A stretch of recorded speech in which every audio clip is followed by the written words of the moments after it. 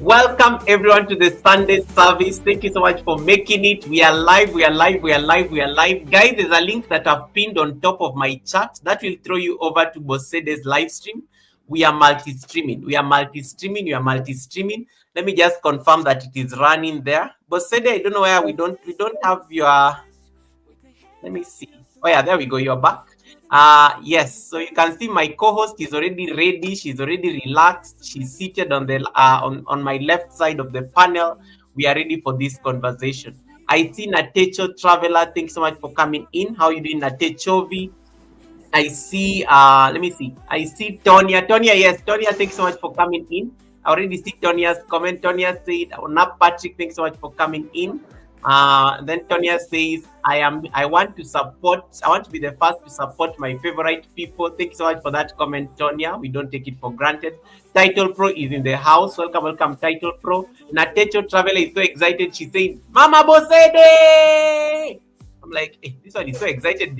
Yeah, welcome, Natecho. Ben Miller, welcome. Ben Miller, I saw you like eating. I saw you eating breakfast. I peeped on your live stream earlier when I was like trying to get home. Ben Miller, thanks so much for making it. I appreciate you stopping by for that thumbs up. Thank you so much for that.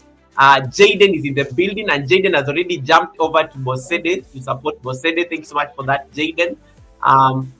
Then I see Rebecca Leprin saying, hello, happy people. Welcome, Mama Rebecca Leprin. Thanks so much for coming in. Bad Files has made it. Thanks so much, Bad Files, for making it. Sue, how you doing? How is the United States this morning?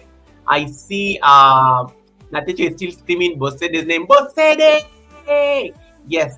And then Rebecca says, Goga! Okay, you guys have to stop. You have to stop yelling. You have to stop yelling our names. I don't know why you are yelling our names like that, but yeah, thank you. Rebecca says, hello to you, our lovely co-host. Hello, hello, hello. Yes, guys. Today I'm having Bosede on the live stream.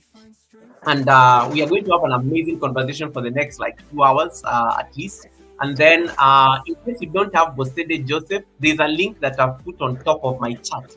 I want you to jump over on that link so that you can go and find out, find out all about Bosede. We are multi-streaming. The live stream is happening both on my channel and Bosede's channel. So you can support Bosede. I want you guys to support Bosede more. For me, I'm only there at the Sunday service, but most of you, I know you don't know Bosede Joseph, so I want you guys to jump over to her site so that you can watch from her live stream. Jaden is asking for the link. Jaden, the link is already pinned up there on top of the chat. I even saw you drop in a chat over at Bosede. Everything Africa with Omar, welcome. Everything Africa with Omar, nice to see you. Nyokabi Susan, thank you so much for making it. Thank you so much for coming in. Natecho says, hi, handsome Goga, you look good. Thank you so much, Natecho. Now I'm feeling better because you just in Bosede on the screen and you're not even giving me my compliments. Thank you so much, Natecho, for the compliments. I appreciate. Ethiel, welcome, Ethiel. Greetings from Nyokabi Susan.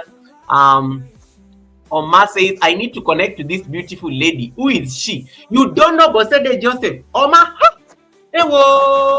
you don't know your country. You don't know your fellow countrywoman, no. Can you jump? Click on my link on the pinned link. Jump, get out of here. Go to our live stream. I will see your chat on the other side. Click on the link that is pinned there. It will take you over to her live stream. You have been missing out. You have been missing out. Jump over. Natecho says Omar is lying. Even me, I'm shocked. Omar does not know Bosede. How comes? If I know Bosede, Omar, you have to know.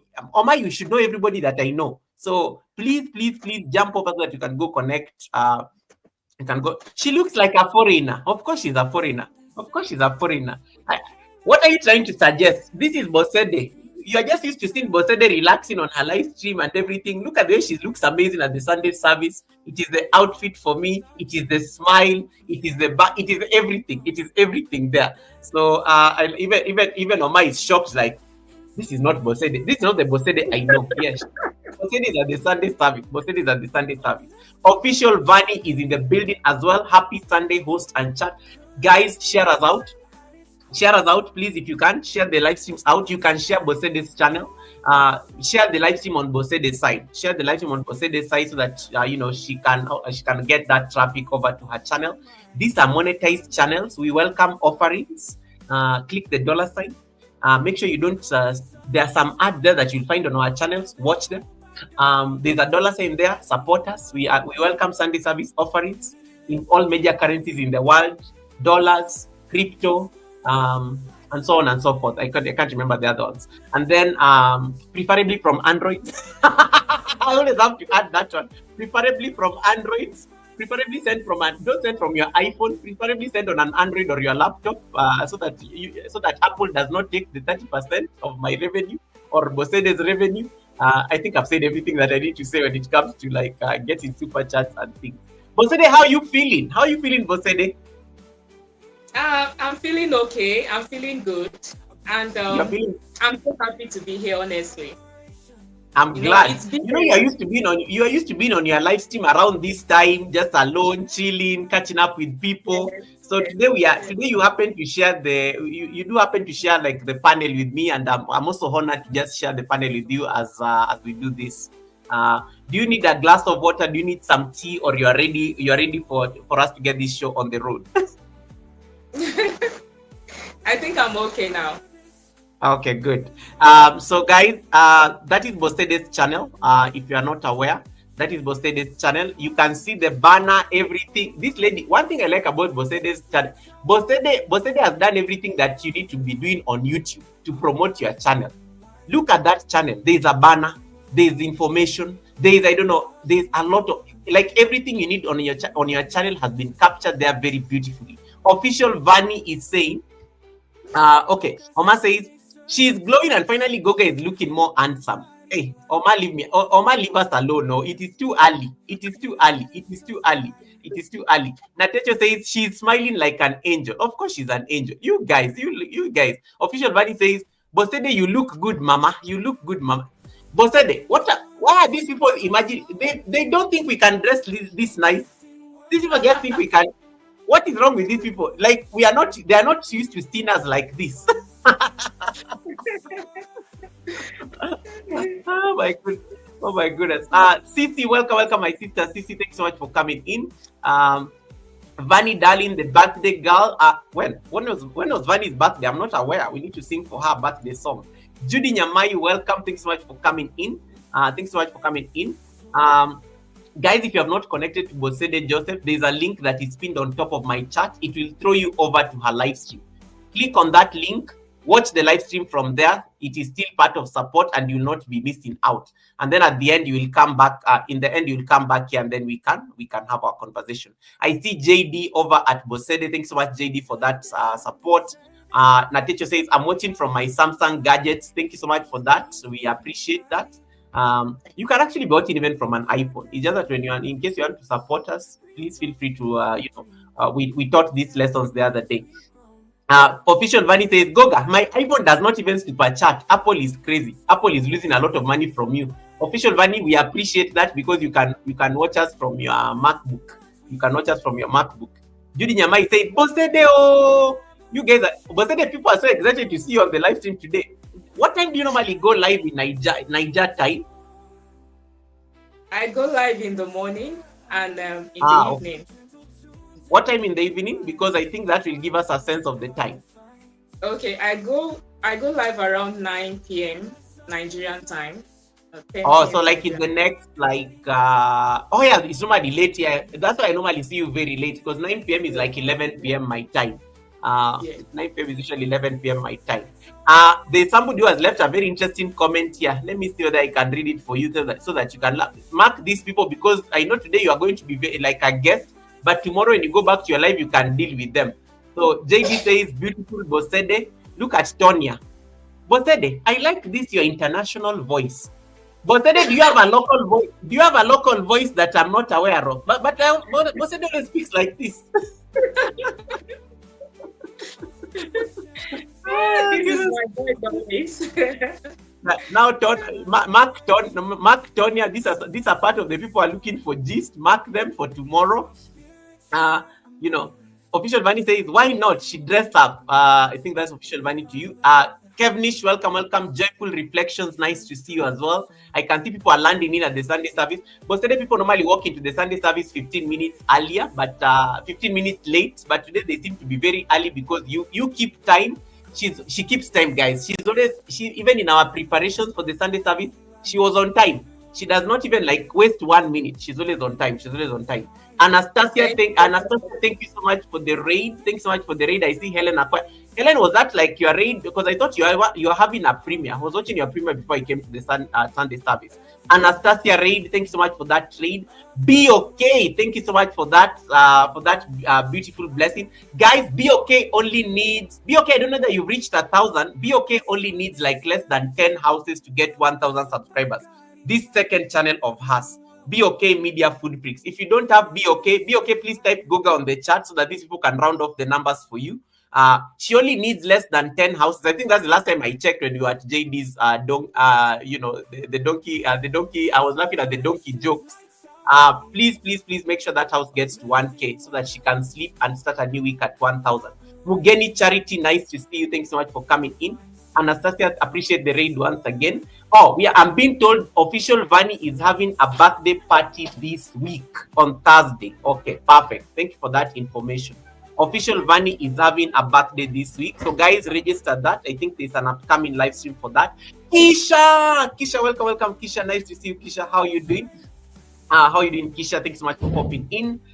Be okay says I'm watching in the background. Okay, official Vani is inviting us officially. My birthday is on Thursday at 7 p.m. Goga the president, you are highly invited. We will be there. Thursday, I don't do live streams on Thursday, so I'll be able to get time and pop in. Thank you so much, everyone, for coming in. Kisha, Title Pro, nice to see you. Welcome back again. In case there's anybody I've not welcomed in the chat, I know my moderators are here. They're going to do a good job at least welcoming people on my behalf, so that I don't like keep Bosede long. She's a teacher, guys. She's a teacher, and I really respect teachers. And it's important for me to make sure that she does not feel ignored. Official Vani says Bosede is the queen of live streams. Yes, we are going to learn about this because that's why she's at the Sunday service to come and teach us these tricks. Wamuyu Rainbag, welcome. I thought I saw you on a cruise going to Estonia earlier on today. Welcome, Wamuyu Rainbag. She's on a cruise to Estonia, which takes, I think, 40 hours. Thanks so much for that. Let me see. Today, Mama Bosede is very calm and composed. But Bosede is always calm and composed. Yeah. Bosede is always calm and composed. And then Bosede speaks like Oibo, but I struggle to hear her. Bosede, these people are not nice. Look at your people. It appears like you have an international voice and a local voice. Look at your people here coming through. Okay, Tonya says she's a teacher. Teachers keep time. 100%. Kisha is sending group hugs to everybody. Thanks so much for that, Kisha. Be okay is informing me that Goga, I have reached 1K. Thank you. Congratulations, Be okay Media Food Freaks. Congratulations on that. And JD, thanks so much for rounding off those numbers. I saw you had pinned it earlier. Thank you so much for that. Anastasia, once again, thank you so much for the raid. I don't take it for granted. You could have picked anybody else on YouTube, as I always say. You could have picked anybody else on YouTube, but you chose my humble house. I appreciate that. Okay, so thanks so much for that. Oma is already starting to ask for food for Vani's birthday party. Oma, we are at the Sunday service. You will ask for this food later. Why do you always have to bring up food at the Sunday? We've not even prayed. Title Pro is hugging everyone, and yes, guys, please stop by official Vani on Thursday.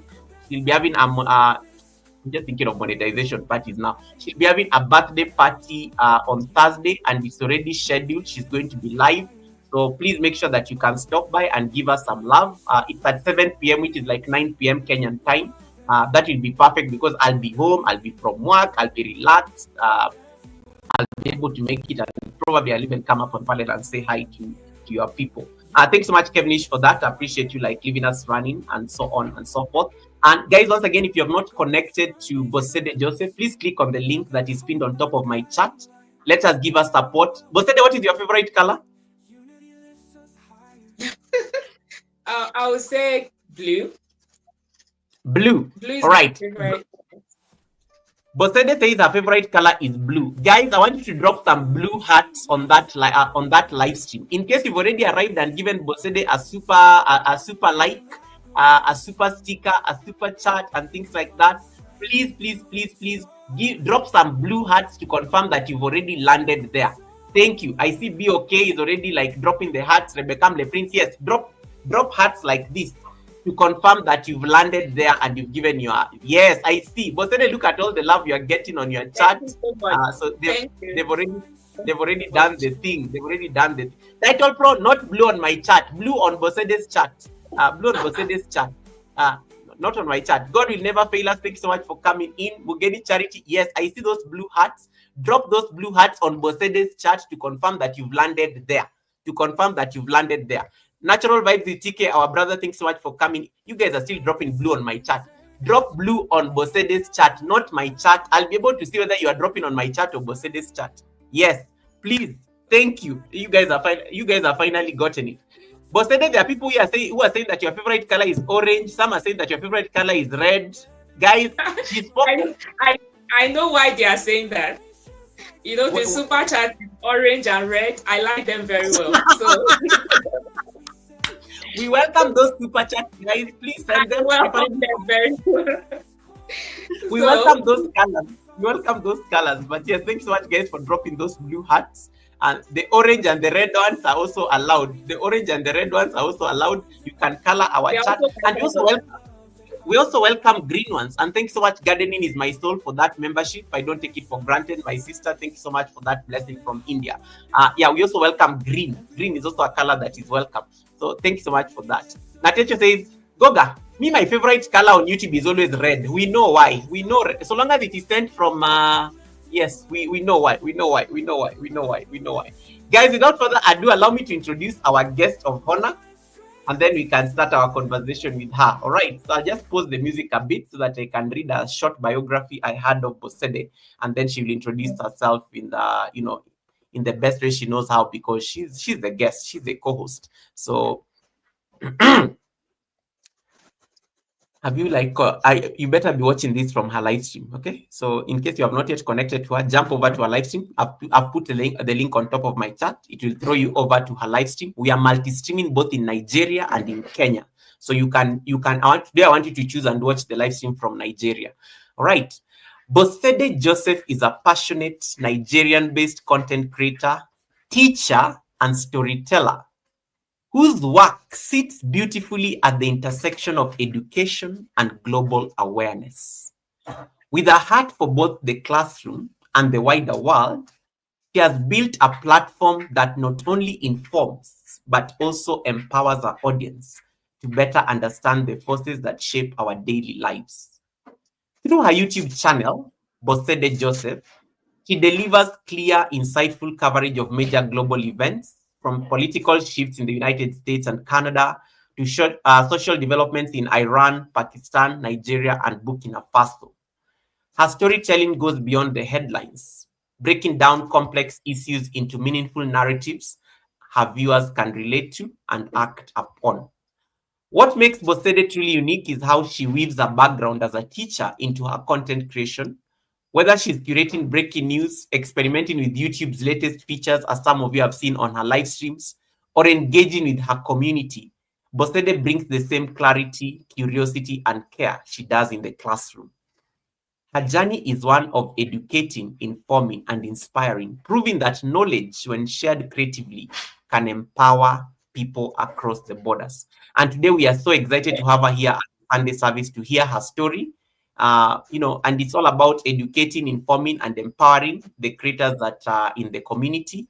And she's going to talk to us about her path from the classroom to global news storytelling.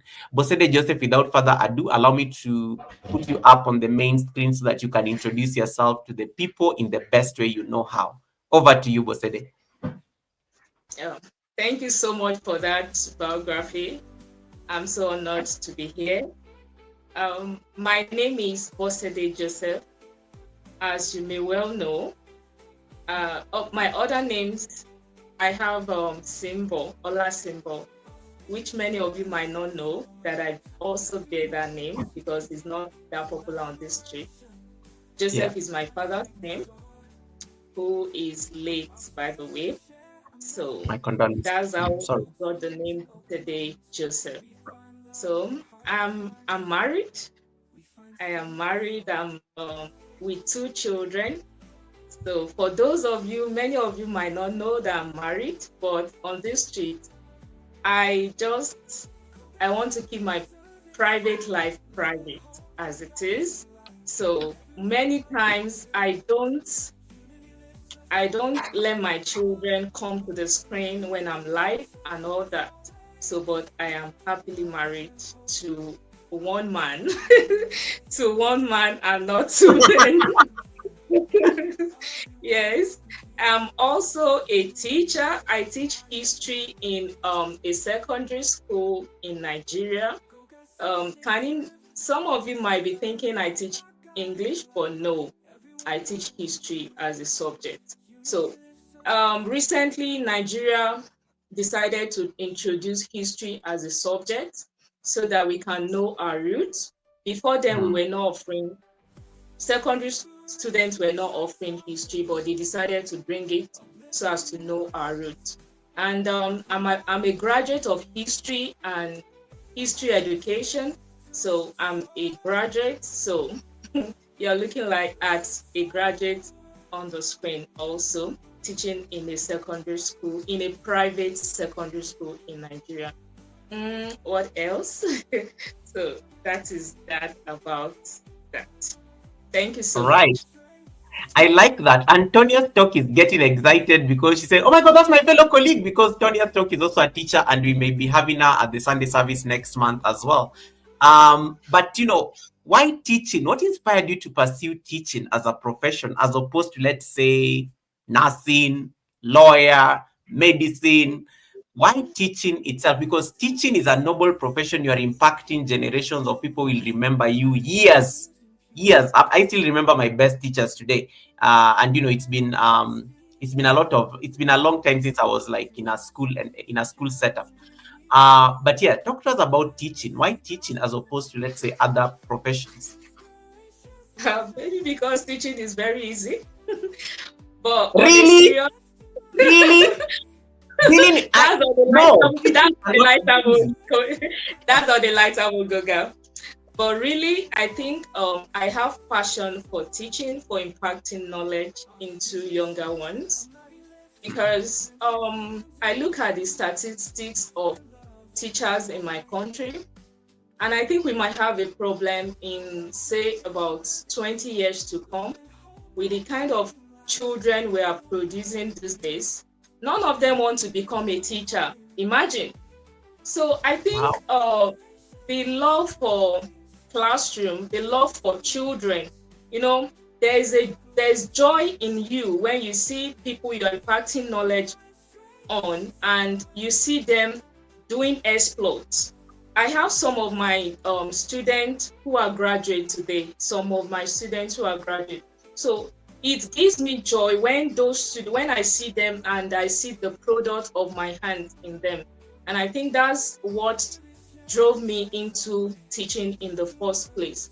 The flair for impacting knowledge in other people, and to be able to do this, at least you have to be at bay yourself.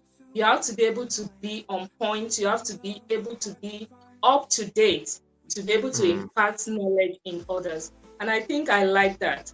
I don't think I don't like a job or a profession where I'll be left redundant after some times.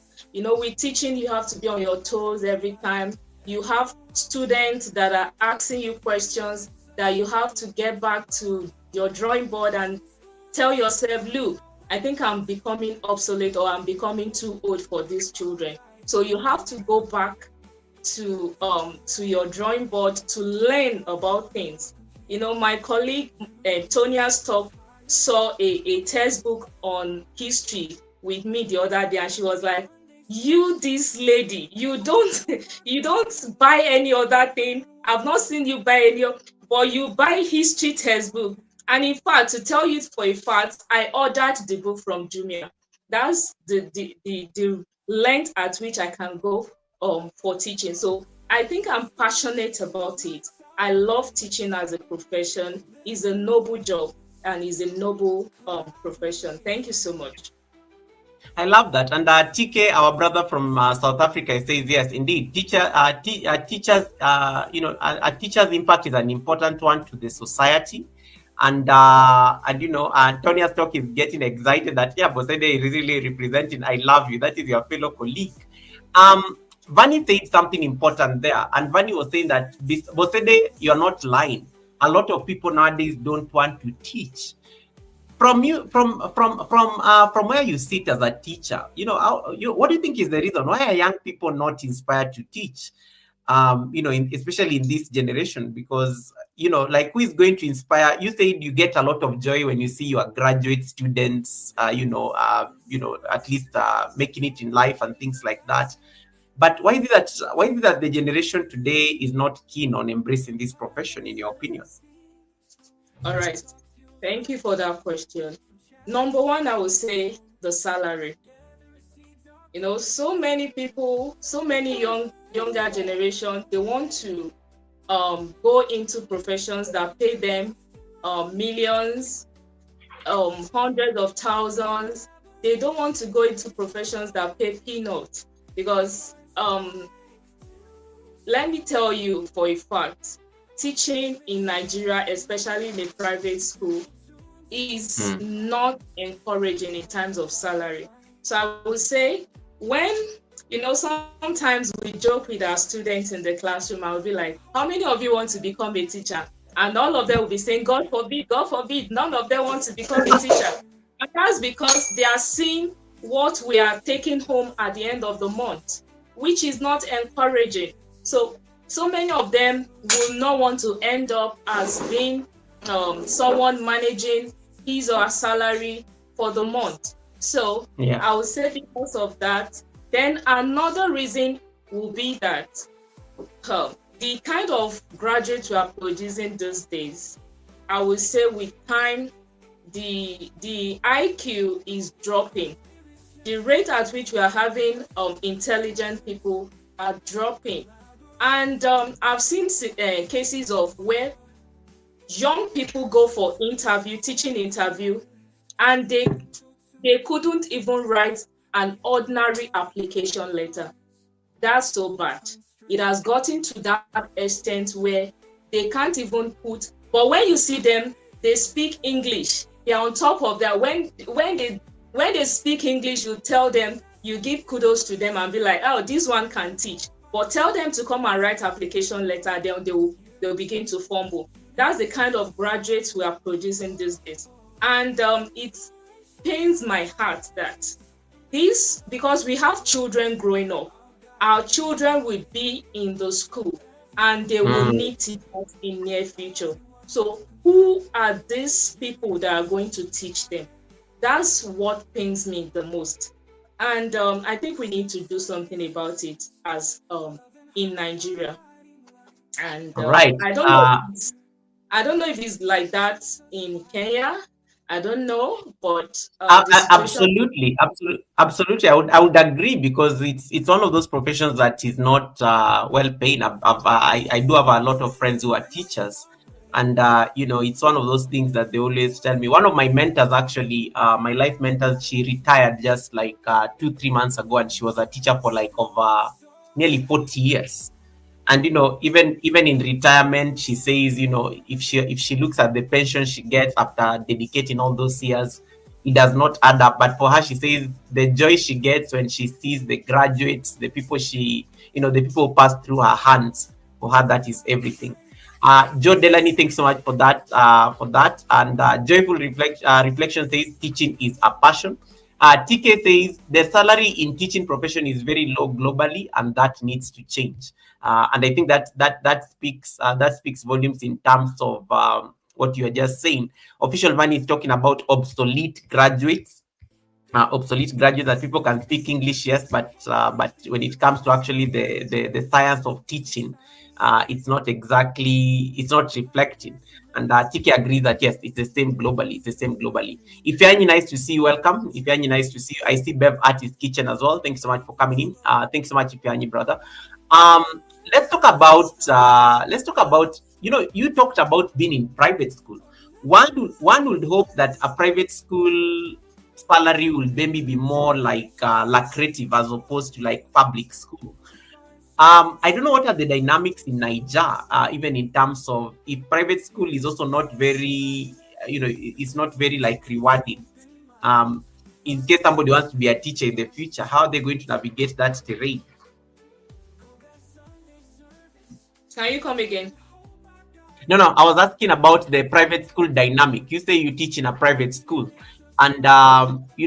what are the comparison as opposed to public school? Because somebody would imagine that private schools pay better. I don't know what is your take on this, or maybe it's just a Okay. misconception. All right. Public school in Nigeria pays better. Public school in Nigeria pays way better, way better. Um, but the reason why most people haven't gotten into public school is because, you know, there's limited slots there, and government Mm. as such, they don't want to employ. You see some schools with vacancies with no teachers, but government don't fill those vacancies. So, and for you to get into the public school in Nigeria, you have to have someone there that will put in your name and your good books and all that.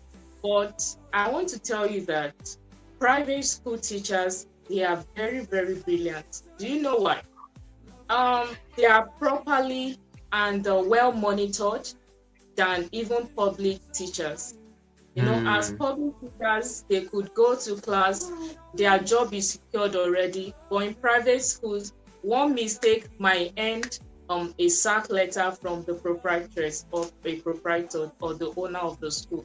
But for public servants, all they could give them might be a query or something. But Yeah. you know, and it reminds me, whenever we have supervisors coming over to our school, you see so many people being on their toes. Tonya will bear me witness with that.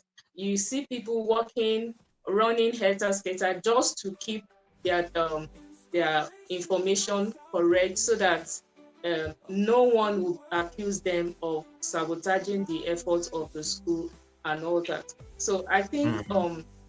private school teachers are also well educated, and they are also well qualified. But the only difference between private school teachers in Nigeria and public school teachers is just that the opportunity is not yet there for them to cross over to public schools. All right. Some very interesting comments coming through on the chat. And I'm going to also guys, if you have any question for Bosede, feel free to drop it on the chat. I will mark it, and then I will be able to ask her. So Mugeni Charity is talking about probably Finland could be the best when it comes to caring for their teachers. Of course, it had to be a country outside the continent for sure.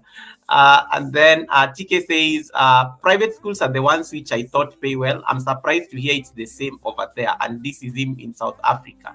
And then he adds by saying, true, private schools need to perform good results to attract more students, and that sets them apart. But I like what you said in terms of the opportunities even to get into the public school system are not very many. And if they are there, it's almost like corruption is involved for you to just get into that profession.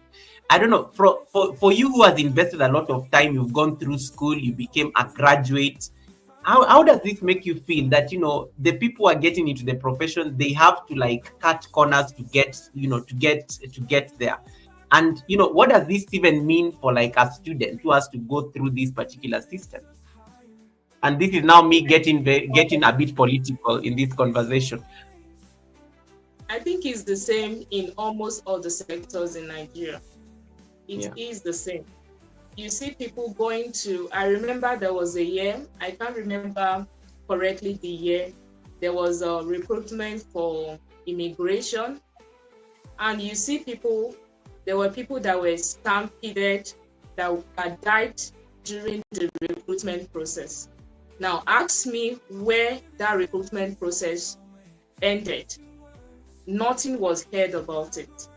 That's the extent at which people will tell you that this vacancy that was advertised on the newspaper, people are already on ground to fill in the post. So that's just formality sake.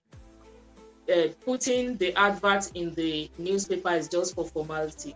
The people that are going to occupy the positions are already on ground by the people they have over there. So, and that's the same thing in the educational sector. You see, sometimes they tell you to bring about ₦1 million to be able to fix your name in maybe the board, the educational board, and sometimes they tell you that because you have the director is my uncle, that was why I was able to get the job and so on. So the rate at which corruption, and I'm not so happy about it. Now I'll tell you a small story of what happened to me. There was a recruitment process that was going on in my state at a point. So I went for the first stage. I passed. The first stage was the exam. I went for it. I passed. I went for the second stage, which was the interview. I also passed. So I was telling my mom at that time. I was like, I was confident because of the score I had that I will get the state job. I was so confident in myself. But when the list came out, I looked for my name on the list. I couldn't find it. I could not. I was so devastated by that. I was devastated. It was an understatement because for you to be qualified for something and for people that are not that qualified, they got in. And you tell yourself, was it because I had no one to put in words for me or something? So that is the situation in Nigeria. And if the situation persists over time, is going to generate into something else. There are some very interesting comments coming through on the chat. Mugeni Charity, for example, says, in Kenya, teachers will give everything to be employed by the government because only well-known private schools pay well. But most available private schools pay even more than peanuts. I guess this is just the same situation as what you guys are going through there in Niger. And then Tonia's talk agrees with you that exactly. Sometimes you have to buy the job. Sometimes you have to buy the job, and it's a sad situation, and it is what it is. Even if you're talking about the need for better leadership and things like that, and so on and so forth. But yet you pick the profession. You went and you're a teacher of history. What inspires you? There's a question you've been asked on the chat by somebody. Despite all this, you're being asked, what inspires you every day? To keep showing up and teach your students, and let them graduate, move on to better pastures that even will pay higher than than what the teacher earns, and so on. What is it that drives you every time when you wake up? I think the joy on these students' faces is what drives me. Sometimes when you enter the class as a sad person, you might be coming from the gate. You might be coming from our gate because the gate to the school classrooms is a bit far. So you might be coming and you see students coming, running, as like they are running, they are racing themselves just to come and hug you and to collect your bags. I think that's where it starts. Then also, these students, they are very rewarding. When some of them graduate, they even at the higher institution, they are still calling you. I think that's what gives me the most joy, to tell you that these children, they actually know what you're doing. They appreciate your effort in their life. It might not be all of them anyway. It might not be all of them, but most of them appreciate that you are really doing something in their lives, and that's what gives me joy. Sometimes, I I always wake up as early as 4 a.m., 5 a.m. Nigerian time just to get Wow. prepared, because anything other than 7:30, 7:35, you're late. So you have to get prepared very early, and as early as 6:50, I'm already out of the house. Oh, and you don't get home sometimes until 4 p.m. in the evening. And by the time you're home, you're trying to prepare for dinner, you're trying to do this. By the time you're tired already, and you just go back to bed and all that. Hmm. And before you know it, it's morning time already. And that's how the cycle goes. But in all this, I see the joy on these children's face when I see them in the morning, and that's what gives me joy. I love that. I love that. And guys, feel free to ask the Bosede any question you may have on the chat. We are multi-streaming once again, so in case you're wondering where Goga, where are these people that you are talking about? They're over at Bosede's live stream. So in case you're on my live stream and you've not gone to give Bosede a thumbs up, you can jump over the link that is pinned there. Will take you directly to her live stream, and you can watch the show over from her channel as well. Just make sure that you're supporting her. And we welcome super chat, super stickers. Feel free to interact with the dollar sign. There's a buy me a coffee page when you go to our channel. Bosede has been very categorical when it comes to buy me a coffee. Yeah, that's the one person who is very categorical on buy me a coffee before any other link. So it is there. You can also be able to support her buy me a coffee page, and feel free to drop any question that you may have for her. And you can see the channel is projected there: education, YouTube tips, growth, and editing tutorials. And we are going to narrow into that conversation shortly in this show. Let's talk about history, Bosede. Why history? What inspires you about history? That so inspired you about history that you became a history teacher. And I like how you are so categorical that, guys, I am not a teacher of English. I know they normally say you don't say English teacher, but teacher of English. I am not a teacher of English, but I teach history. Why history as opposed to, let's say, chemistry? History teacher, if I remember, my history teacher is my friend up to date, and I think he became my friend because I got into government after I left school. So I was right in the heart of politics for a long time as a profession before I left government about a year ago. But he's my friend up to date, and it was amazing because I think is everybody's favorite teacher. And history teachers, they don't get a bad rap as opposed to the mathematics teacher or the chemistry teacher, because we just love the history teacher. So why history as opposed to, let's say, a different, maybe a different topic or a different subject? What inspires you about history? I would say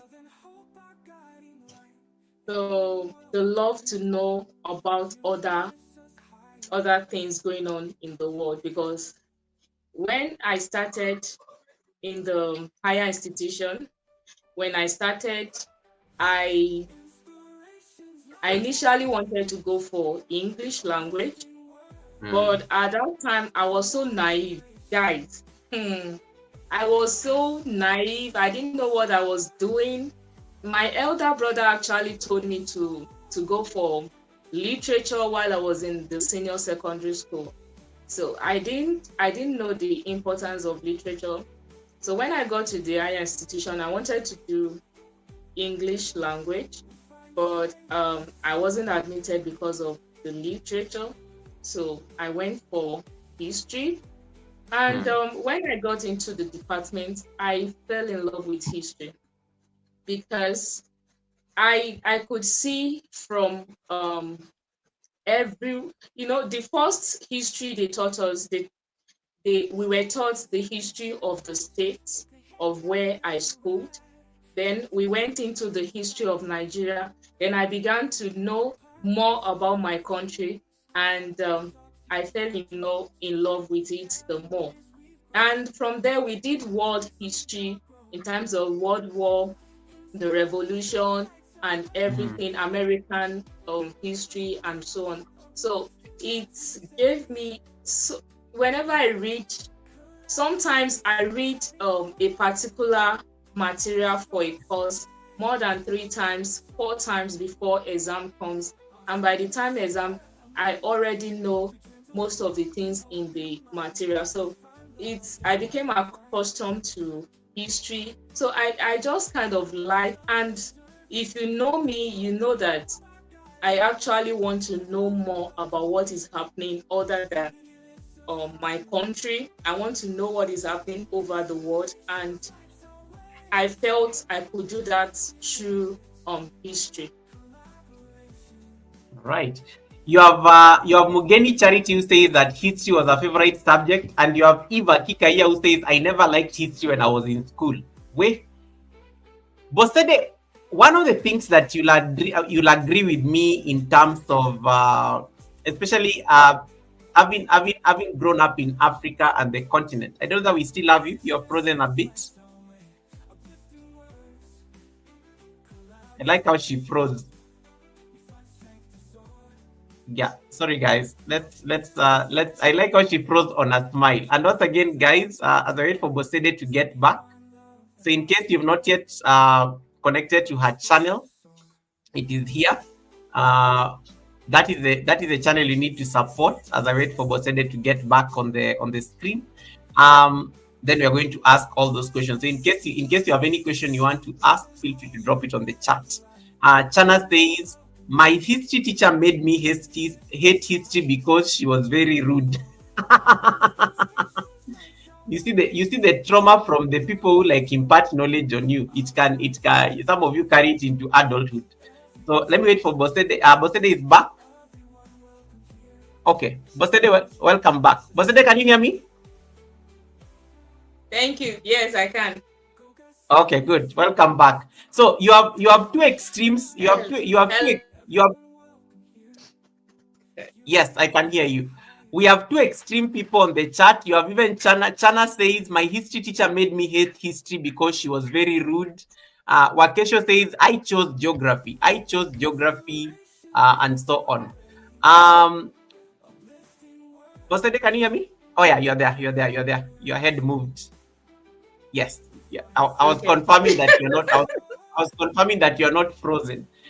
So you have two extremes. Okay. You have two extremes. Like you have two extremes. There are people who love history. There are people who dread history. What is your take, especially growing in Africa? One of the things I like about the curriculum is how I think history was a very important thing for us to learn, especially as Africans, because sometimes I'm having conversations with people, let's say from the West, and they're always fascinated how I tend to know certain things that they don't know. And sometimes just because of our curriculum, especially in Africa, we had to learn about the colonial masters. We had to learn about how independence, how, like, let's say Nigeria got its independence, how Kenya got its independence. One of the things at least I appreciate, especially from our early educationists, is at least that aspect of the curriculum, because you get to appreciate where you come from, so that when I'm in London, I'm not just excited about London, but I also have a different lens of why the British behave the way they behave, and what are some of the things they brought to my country, and you can still see some of those particular similarities. And there's a very beautiful question I think Ifeanyi has asked very well, and maybe that is what I was going to ask. Bosede, as a teacher, would you say that the school curriculum is helping the development of Nigeria and Africa in general? I think that's literally what I wanted to ask in a different way. Knowing what you know now as a history teacher and knowing the curriculum now, what is your take on this question by Ifeanyi? Would you say that the school curriculum is helping the development of Nigeria and Africa in general? I will ask a question. Curriculum on history or in education in general? Let's look at it from the angle of history, and then we'll come to general. Because I know one of the things is that as Africans, we don't like discounting where we've come from, and it's very important for us.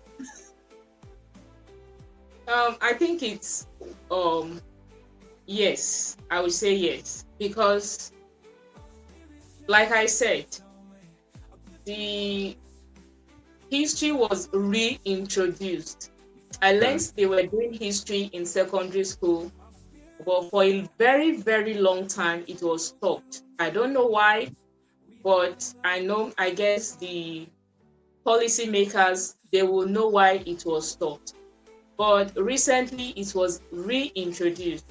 And why? I think I know some of the reasons why it was reintroduced. Number one, you can't do well without knowing the mistakes of the past.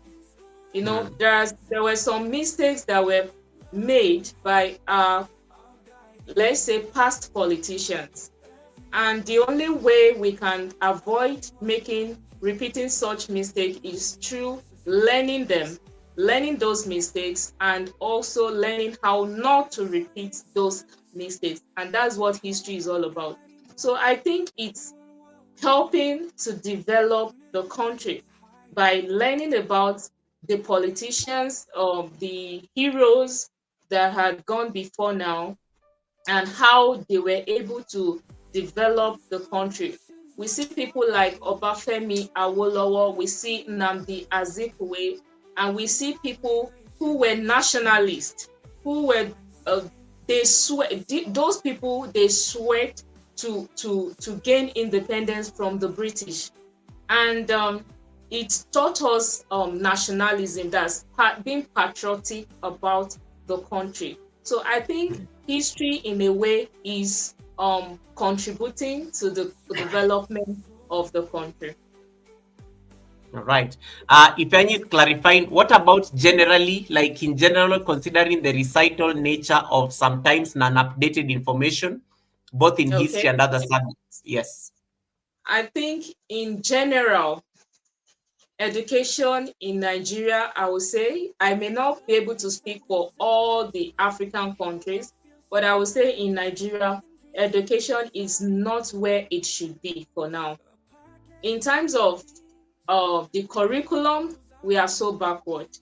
Now, if we look at the curriculum we are using in Nigeria, there's nothing to write home about in those curriculums.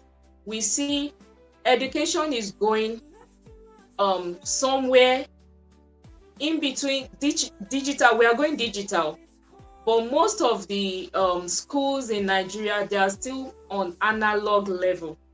And you see most of the children we are producing today, most of them might not be able to handle. You see science students not being able to see a microscope in a laboratory.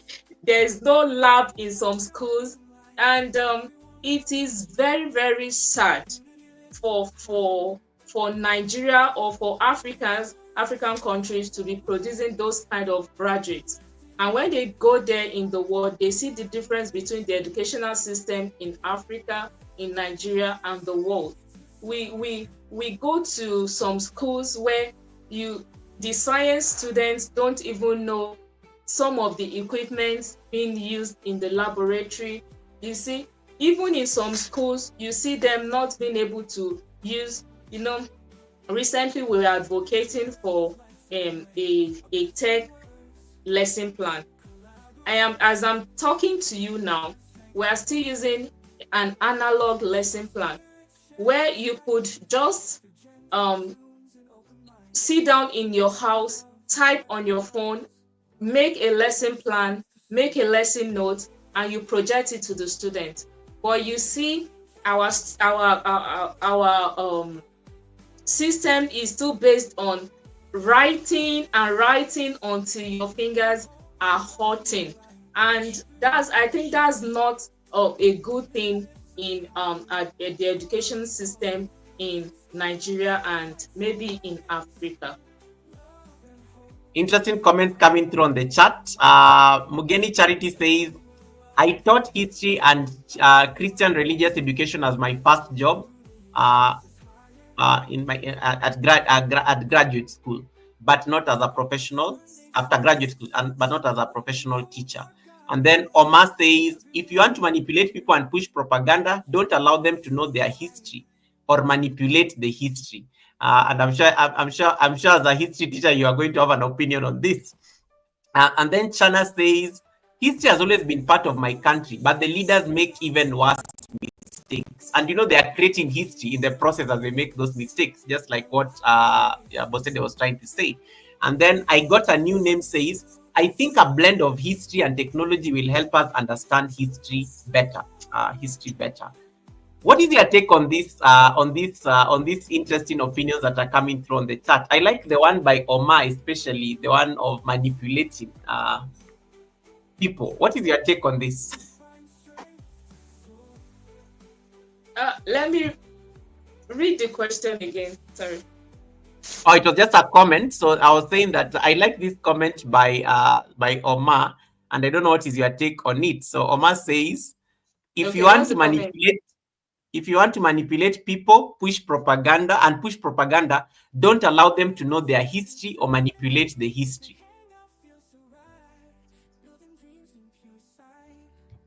Did you get Right? it? I think what she's trying to say is, if you want to manipulate people and you know their history, you might use their history against them. I think that's what she's trying to say. And I've had several scenarios about this. In my hometown, for instance, you see politicians, some of them might not be born in my hometown. And when it's time for them to go into maybe a political post, when they are vouching for any post as such, you see people using that against them. They will tell them, you were not born here. And even they themselves might not know. What they don't know about themselves, people will bring it up when it's time to use that against them. And I think it's the same generally when it comes to the country. Let me ask you a question based on there are people here. I want to comment on something. I Okay. think one of the challenges we have as history students and history teachers in Africa, I don't know, might be because we don't have sufficient materials when it comes to teaching students. We mostly rely on oral history. Oral history is word of mouth, words passed down from generation to generation. And that's one of the problems we have as history students. We don't know how we were only told. Say, for instance, the history of Mansa Musa. Most of those materials, they were told, and no tangible material to back up what we claim. So I think that's one of the challenges we're having in history as a subject. I like that, and it's in the modern world we live in. We're also creating history, and the history for the kids in, let's say, in the year 2040 will be so different, let's say, than what we used to like appreciate as history, because the generations are changing, people are growing older, other people are dying. Do you feel like as a continent, especially as Africa, we are doing enough to like document, considering the technology we have today? Do you think we have enough to document history, or even to correct this mistake of history being passed by word of mouth? And sometimes when history is passed by word of mouth, it can be manipulated in a sense to favor, let's say, certain interests. Do you think we are doing better in the current time we are living in to preserve history, or even to create new history for the future generation? No, I don't think we are doing. I think many of those in power they are making the situation worse. Rather than correcting the past mistakes, most of them, they are repeating the past mistakes. And what is there to be documented? There's nothing to be documented. Is it if you've heard of the toll gates massacre that happened in Nigeria? It happened during the last regime, the Buhari regime. So now, what do you want to document about that? Are you going to document something bad about your country?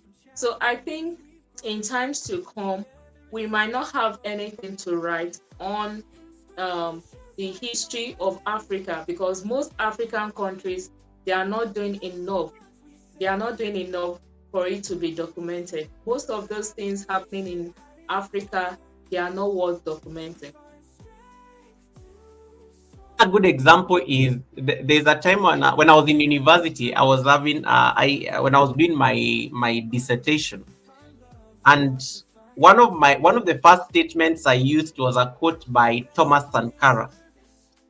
And for me, that was because that for me that guy is like my hero, my idol, everything. So I decided to put him on my dissertation. But my lecturer or my dissertation supervisor, on the other hand, had a totally different opinion, because according to her, she said it was too activist.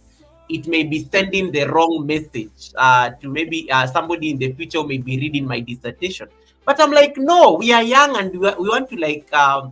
I love the ideals of Thomas Sankara. He had his weaknesses for sure, but one of the beautiful things, I mean, it took a long time, but you talk about Burkina Faso a lot in your channel. It took a lot of years since the 80s, but he has been vindicated. History vindicated Thomas Sankara in a sense. And you can see all these amazing things that are happening in Burkina Faso.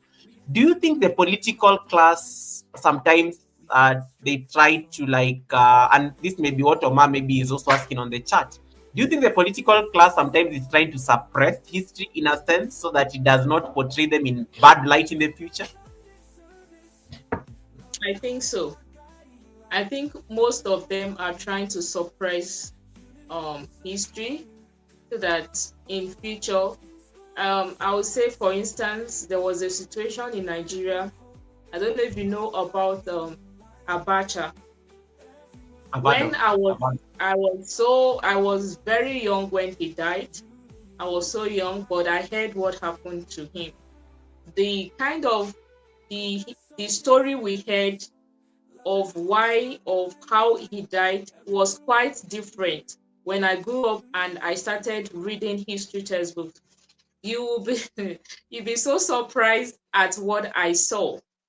He was actually portrayed as being as dying of natural cause. But Yeah. people that were alive as at that time knew what actually happened to him. So most of these politicians, they are trying to cover up their atrocities so that the future will not tell of them. And I think it is going to be like that for a very long time, because most of these people, they are repeating the same pattern. You see, in my country, I tell people that most of these politicians, they are the same. Now, let's say you're leaving these political parties to another one.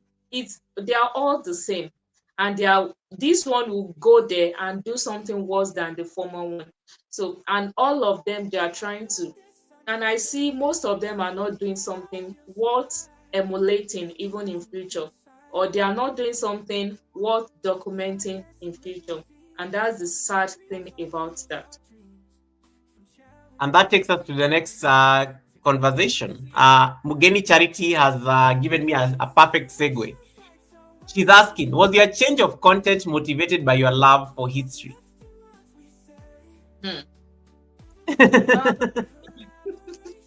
I would say in a way, yes. It was motivated by the love for history, and yes. But the first thing that motivated me was the revenue. You know, I like the honesty. I like the honesty there, Goga. Goga, it is not the content, it is the money. it's the money. See, let me tell you a brief history of how I changed my niche from teaching people how to do things on YouTube to entering a news creation. So there was a time I started with telling people how to open up a channel. I don't know what niche that belongs to. So telling people how to open a channel, what to do in YouTube, and so on and so forth. But I discovered at that time, anytime I drop a video, people would tell me, "Oh, thank you so much for this. Can you keep doing this? Can you?" But when I drop a video, at most I get 70 views, and I'm like, most of those views, it doesn't earn me up to 10 cents. And I look at myself and I said, no, is this how I'm going to continue? And when I look at the news, I'm someone that I have this flair for uh, things, knowing what is happening all over the world. So I'm like, why not jump into that? Then I had someone that was that changed my notion about things. I know most of you know her. Her name is MK, MK Zarena. So she was someone that had positive impact on why I changed my niche. She was like, there was a time she said something and that thing stuck into my brain. She said, see, it is not about the content. Do what you can to get this revenue, to get the views. And the moment I posted on news channel, the first one I saw, the views I got was so encouraging. I'm like, oh, I am here to stay. This is what I am going to be doing. And from then on, and that was how I've continued to do that. And this was from 5 months ago. This was from 5 months ago. And I think I hope Mugeni Charity, you've been answered. And one of the things about news is that news is also like usually a source of history. And I know as a history teacher, news is very important for you because it also helps you Yes, like yes, analyze trends and things like yes, that. yes. There, Um, yes, carry on. okay. So many times, so many times, this news that I'm doing had helped me even in the classroom. There'll be sometimes I'll be making illustrations of some topics, and things from what I've uploaded on my channel will just come to mind, of what I've seen on somewhere will just come to mind. And I will use that to illustrate, I will use that to further explain to my students, and that will stick to them, to their memories. And I'll be like, okay, this is complementing what I'm doing in the classroom. So I will say I am not losing, because both are somehow related, and I think I like that. All right, you have a question here by Vani. And guys, Vani just had a premiere, so you can go rewatch that premiere after this. Vani was asked, sorry, not Vani, Elmo. Elmo is asking, because I think I'm thinking of official Vani and it's official Elmo. Elmo is asking you, how do you have accountability of teaching history? How do That's you a, how do you have accountability of teaching history? can you I guess, explain that? I think from my understanding, maybe Elmo, let me not explain what you're trying to ask. Elmo, maybe can you just clarify for us this? Um, because I think for me, I How do would, you have I would interpret it as you are now a history teacher. You are now passing history to the next generation. There are other teachers who did the same to you. So I think just that accountability, the fact that you are teaching history now to a new generation, and they are likely to also just carry it into their future. So I think maybe that's what Elmo is trying to ask. okay, I think I see myself as carrying, because for now I will tell you, in Nigeria we are not so many that are teaching history. We Mm. we have just few teachers in history as a subject, and I see myself in that light as being a bridge between this generation and the next generation to come. And something I usually do in my classroom, I try to make the history to be very, very interesting for my Mm. students, so that they'll fall in love with the subject. Because if they don't love the subject, there's no way they are going to like it, because let me tell you, history is all about dates. You have to be very, you have to be able to recall those dates. You have to be able to recall names and all that to be able to remember history. So I see myself as carrying this responsibility of being able to pass on history into the next generation.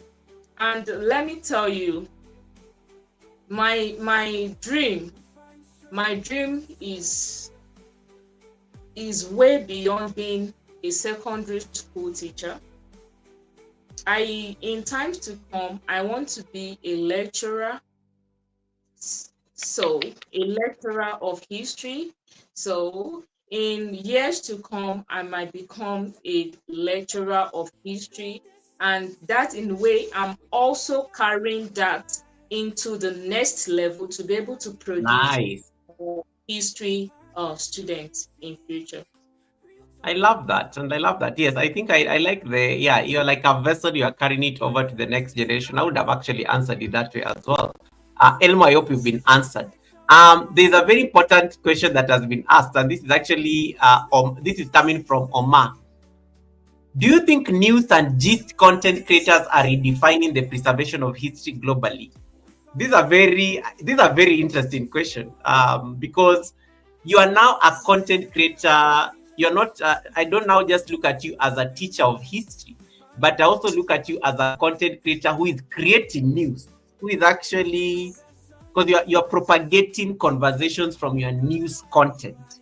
You are giving perspectives based on your content. From what Oma is asking, do you think you are redefining the preservation of history globally based on a tool such as YouTube? I will say yes, because when we talk about this history, there are some things we might not even know before now. On a Hmm. normal day, if I don't talk about, if that's not my niche, I might not have heard about the person of Charlie Kirk who died while teaching. So many things like that, so many things that are happening all over the world. I would say the news and gist channel is also preserving the history for um, in time to come. So I would say yes. Okay. Let me get into your content strategy, because you changed niches and you jumped into the news content and it has been doing very well. One of the things about news is that it also has a cycle. But you said for you YouTube had to make money sense for you, and you can see this is you're not just a teacher now, but you're also a business person on YouTube. I have to make money, and if news is what is going to make me make this money, I am going to go for it. The only thing I'm going to ask you now in terms of your content strategy is that you do cover a lot of countries, not just the United States. You referenced Charlie Kirk, who was before I came to this live stream, I was on his channel, and there were a lot of people there watching the service. So you cover from the United States to Burkina Faso. How do you decide on the stories to highlight? Because news can be very overwhelming and broad. Like, how do you decide on the content in case somebody wants to get into this niche? Okay. So the first thing I made up my mind for, I researched on countries that can give me high CPM. So, It's Space America. so that's the first thing I did.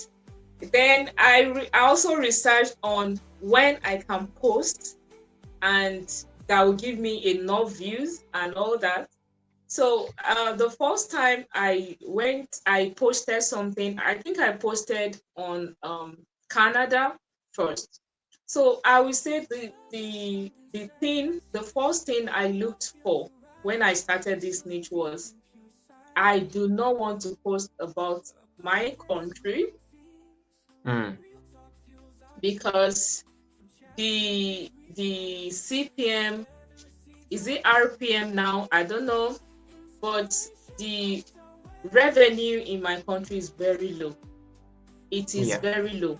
So you might have like 1K views, and what you see on the video might be so small and discouraging.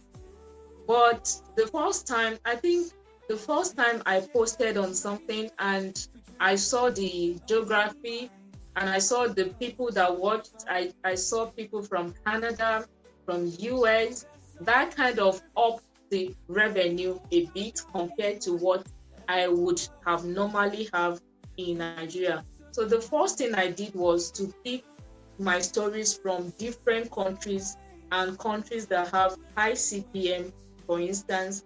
Then recently, I have also been including Nigerian content also. I've also been including Nigerian content, like you saw the one about Hilda Bashi, the one on so many.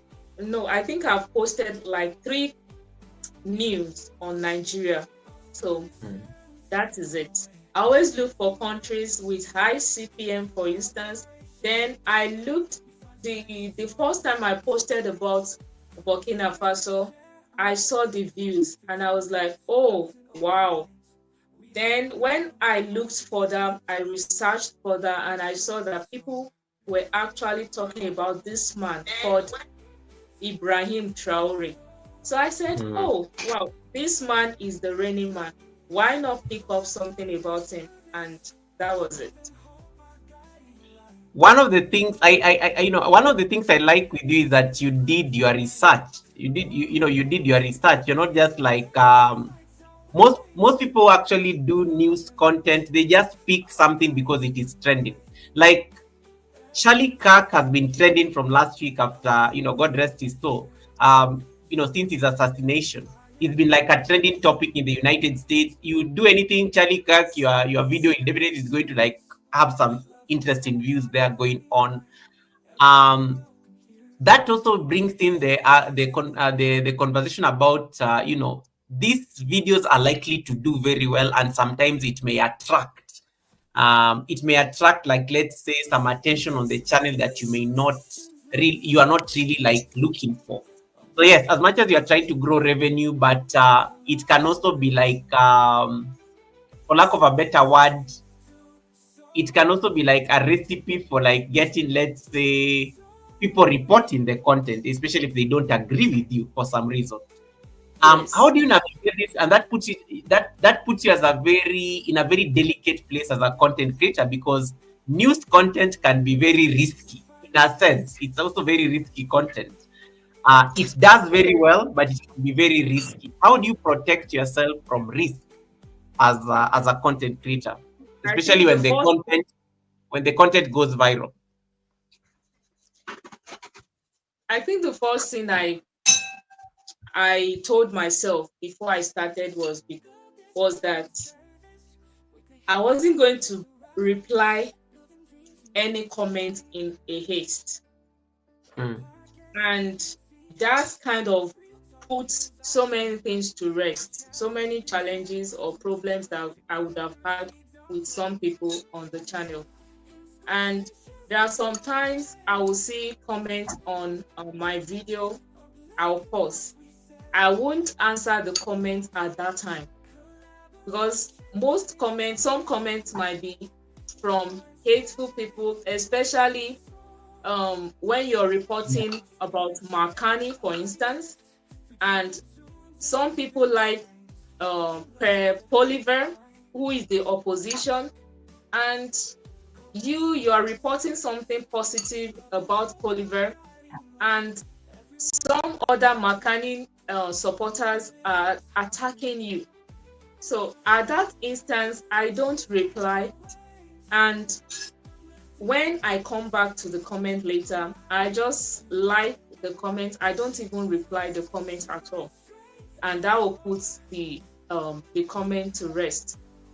So the first thing I do is to look at the comment, read the comment over and over again, tell myself how to reply to that comment, and I kind of like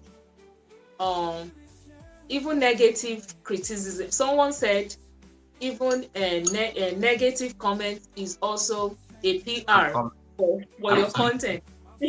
Because when you have negative, some you look at some content that has negative, those content might go viral because those content will help to drive the content way higher to more people than you could even imagine. So I like it. I am all Okay. for it. There's a question here. There's a statement here by Vani. Vani says, "I can't do news because you need to be doing a lot of research on a regular basis. On a regular basis, and that is very true because you cannot just go and post things. Otherwise, you can also fall into the trap. You know, YouTube also has very strict rules when it comes to some of these things, and that's why you can also fall into the trap of somebody may actually report you for either like sharing content that is misleading or one of those things. Or yeah, there are YouTube guidelines for these things. Natecho is asking you, Bosede, how do you deal with reused content with these reaction videos? You are reacting to some certain news. How do you deal with the reused content risk as well, for lack of a better word? Okay. So sometimes news means that sometimes you're actually like sharing clips and snippets of something. Okay. I think the first thing I do, there was a time, you remember, Goga, when YouTube brought something in August. That kind of um, gave me some, I would say I was scared at that time because Yeah. most of the reaction I do, I get them from external sources, then take them to editing app to edit them and talk on them. But at that time, there was something I was doing at that time which I changed after then. I wasn't talking. If you look at some of the videos I posted then, I was not talking on them. I was not talking. I'll just put a video of mine um talking, but my voice is not um heard on those videos. So, but after, I think Talata came to my rescue. Talata came to my rescue and she was like, Bosede, you have to change the pattern of how you do this. You can react to them. Look at how I do mine. And if you see Talata, you know that she also reacts to some videos and she talks on them. And I took clue on how she does her own, because if YouTube comes for me, I wouldn't want to lose my channel for any of that. So I try as much as possible to pick something that I know I can talk on, look at the news again, then try to talk on those topics, those topic I want to talk about. Then in that way, I think it's no longer a reused content, it has become mine. Absolutely, because it's been modified from its original version, and you've made it. You've given a commentary or a critique. That is what YouTube normally requires when it comes to this particular content. You started off this because you are out to make money. Did it? Was it worth it? Was the revenue chase worth it? Like, are they? Okay, for because we are Africans, and I know Africans, we like asking things like with a lot of words. But I'm going to ask like somebody from Bosede, are you making money from this content as compared to the past? Hmm. I would say yes.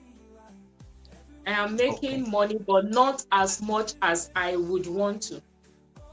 But there's a difference in I ad know revenue. There's a shift, yeah? there's a shift. There's a shift. I remember there was a day I posted. You might have you will see a shot on my channel. If you check through my channel, you'll see a shot. I think I had about 160 something K views on a short, and I was like, wow. I think that was the first time I had that um And it got to a point I had to go show. I ran to my husband. I was like, see, it's going viral. And within 5 minutes, you could see about 5K, 5,000 views climbing on it. And I was so happy. I think that the last time I checked, the short gave me about, was it $17 or something? And Wow, my that's bought good. something close. I can't, I don't know the actual, but like the short gave me money that I haven't seen in a while on any of my videos, and that kind of shifted my perspective about things. I came to like the niche, because if not for few times, or maybe about a month ago, that there was low downturn in views, I think I've been having views on my channel, and I like that. Bosede, stop being modest. Guys, have you seen Bosede's shorts? Look at go and look at Bosede's shorts. The most popular short she has is this one that has half a million views. And Yes, it's yes, yes, yes. I and think it's that's the based on short I'm talking about. the one by Traore, this one that gave you Bosede, look at the views on these shorts. 500,000. That is, that is like the entire life of somebody's channel. Your one shot is the entire life of somebody's channel. That is the total view somebody has gotten on their channel. Then there's the Trump shot and things like that. Um, these are very beautiful views. These are very beautiful views. And for you to get $17 on a shot, that shot must have done very well, because we do know we don't get a lot of money from shots. It's usually Yes, very, very like very, 0.0000000. Yeah. yes, Wow. This is amazing. This is amazing. This puts you also in a very different this puts you also in a very different frame of mind. You're not just like a teacher of history, you're not just a content creator. You're technically now a journalist as well, because you have to do your yes. due diligence. You have to do your due diligence. Um I don't know. How do you find the balance between all these things? You are a mother, you are a teacher, you're a content creator. Now you have to like do your research. You're now a journalist, technically on YouTube. How much time? In short, what I'm asking you, how much time does it take to make content on this new niche that you picked 5 months ago? Hmm. I would say it has not been easy at all. It hasn't been easy. You know, for someone that does what I do, I told you I usually go out very early in the morning, Very early at all. very early in the morning. Sometimes I live stream from the school. Then I come back from the home to check on some content.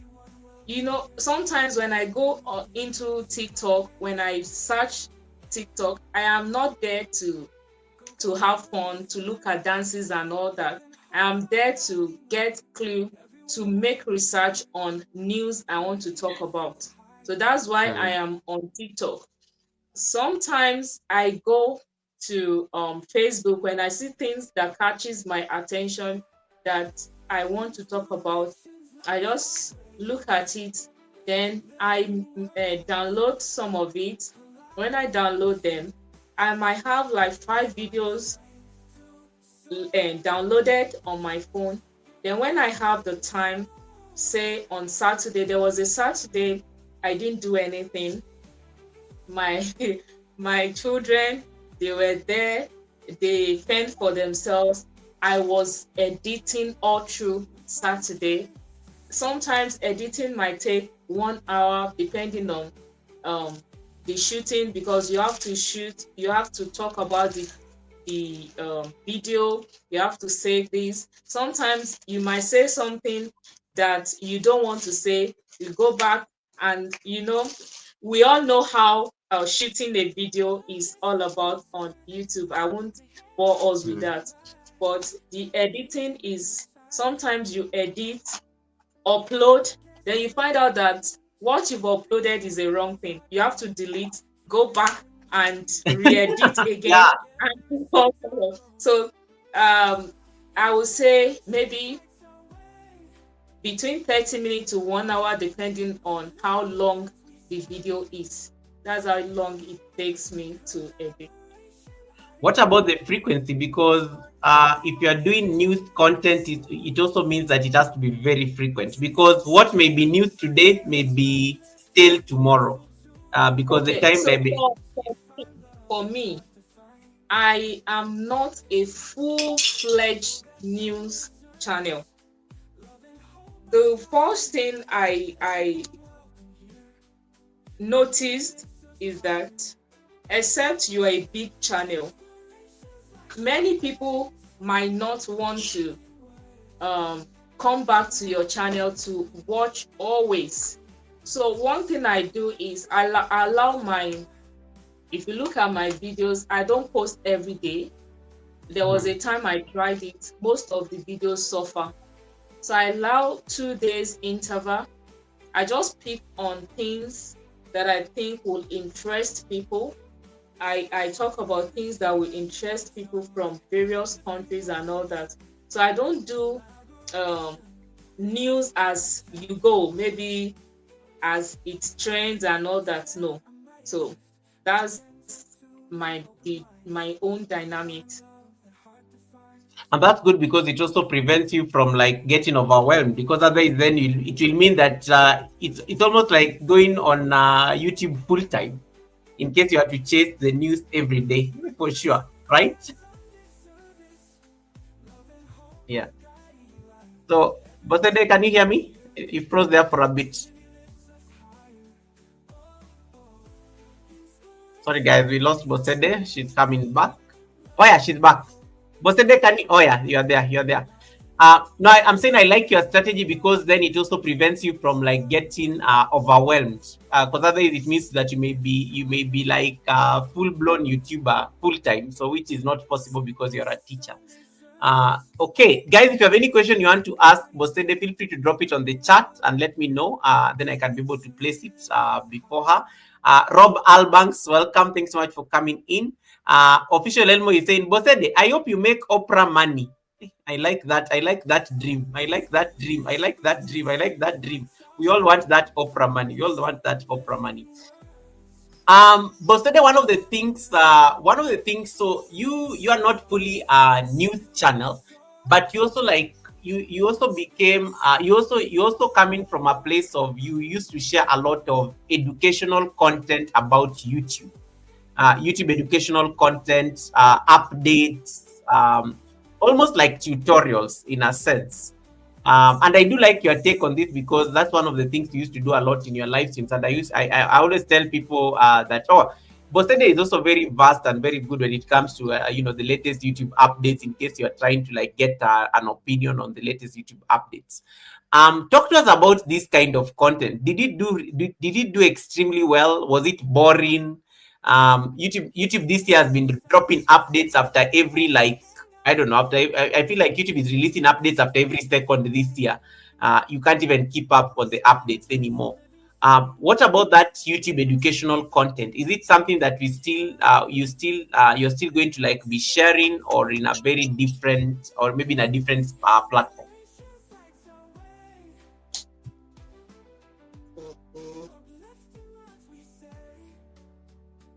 Am I back? Yes, you're there. You're there. We can hear you. I don't know that you got the question. No, I couldn't. Okay, I was asking you about you also used to share YouTube educational content. Are we still Yes. going to see more? Are we still going to see more of that, or it's something that you're going to take to a different home? Hmm. I would say no. I kind of, maybe I'm talking from my own perspective anyway, or because I wasn't that I was not having that platform as I then. But I would say most of the channels I saw doing that, I know they already have an audience, that are meant for those content. So most of the audience I have, most of the people I have coming to my channel, is either some of them are not content creators or some of them are already monetized. So if I'm posting something on how to get monetized in maybe 2 weeks, I can't be posting about I can't be posting to someone who is already monetized. That person might not even see it as being useful Important. anymore. And even those that watch it might just be watching just to support me. So those were some of the things that discouraged me from going into that content, that aspect of content creation.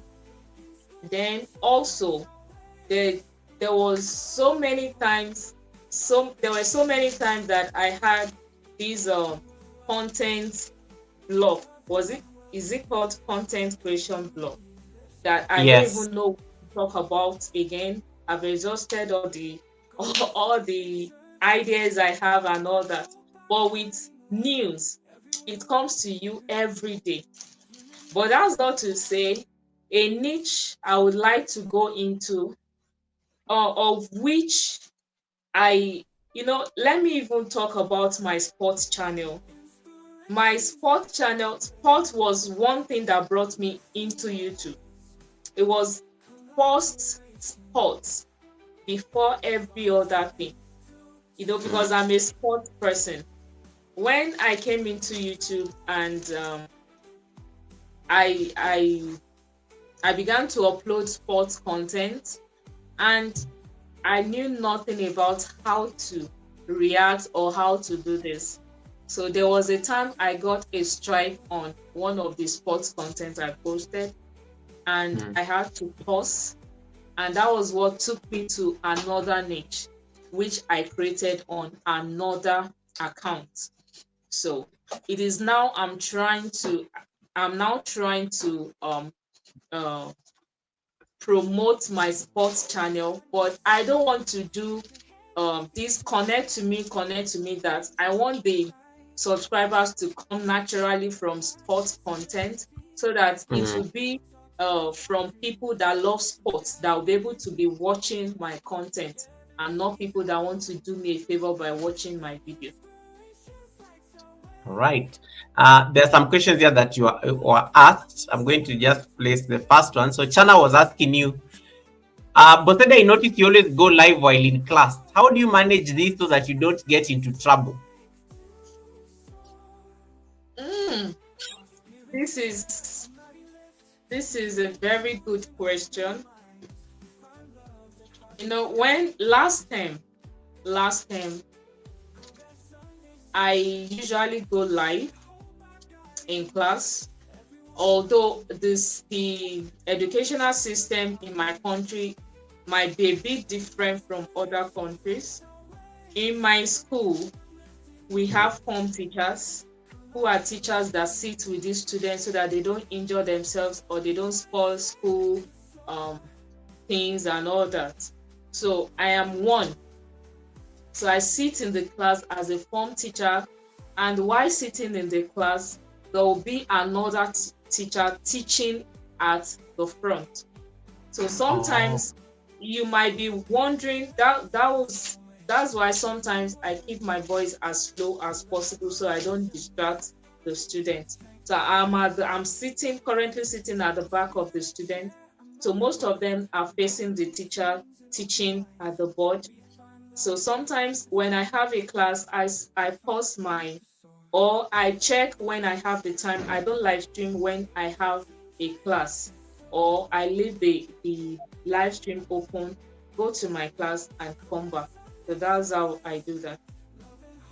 all right. And Uh, getting into trouble, I would say it has gotten me into trouble in a way. Um, there were some speculations last time that some people went to the owner of the school to report me that I am always doing TikTok, I am always wow. doing this, I am always, and to tell you for a fact that so many people, they are still backward when it comes to content creation in my country. Most of these people don't even know about YouTube. They don't know the kind of revenue I am getting from. I'm going to tell you, Goga, for a fact that if not for the love of teaching, in fact, I left teaching, I was called back. You might notice that at the beginning of this term, I didn't go to school for about a week. I was called back to resume. I had wanted to leave the school because of that incident. So most of these people, they don't know anything about content creation. I was so happy when Tonya picked interest in what I was doing then. And that was why I am so eager for her to get monetized so that they can see the benefits of um being a content creator, and not just, most of them are still depending on the salary, which is peanuts, by the way, which does not take them anywhere. Okay, Chana, I hope you've been answered. Or Chana says, thank you so much for answering. There's also another question here by Omar. Omar is asking you, Bosede, do you think your niche stands a chance for brand deals? This Omar has been asking very interesting questions today. This one decided to go and prepare for this Sunday service even more than me. This one has Omar, Omar, what book are you using? Where are you getting these questions? Because today you're asking very difficult questions. Even me, I'm like, hey, Omar, how many times do I call your name? Anyway, just kidding.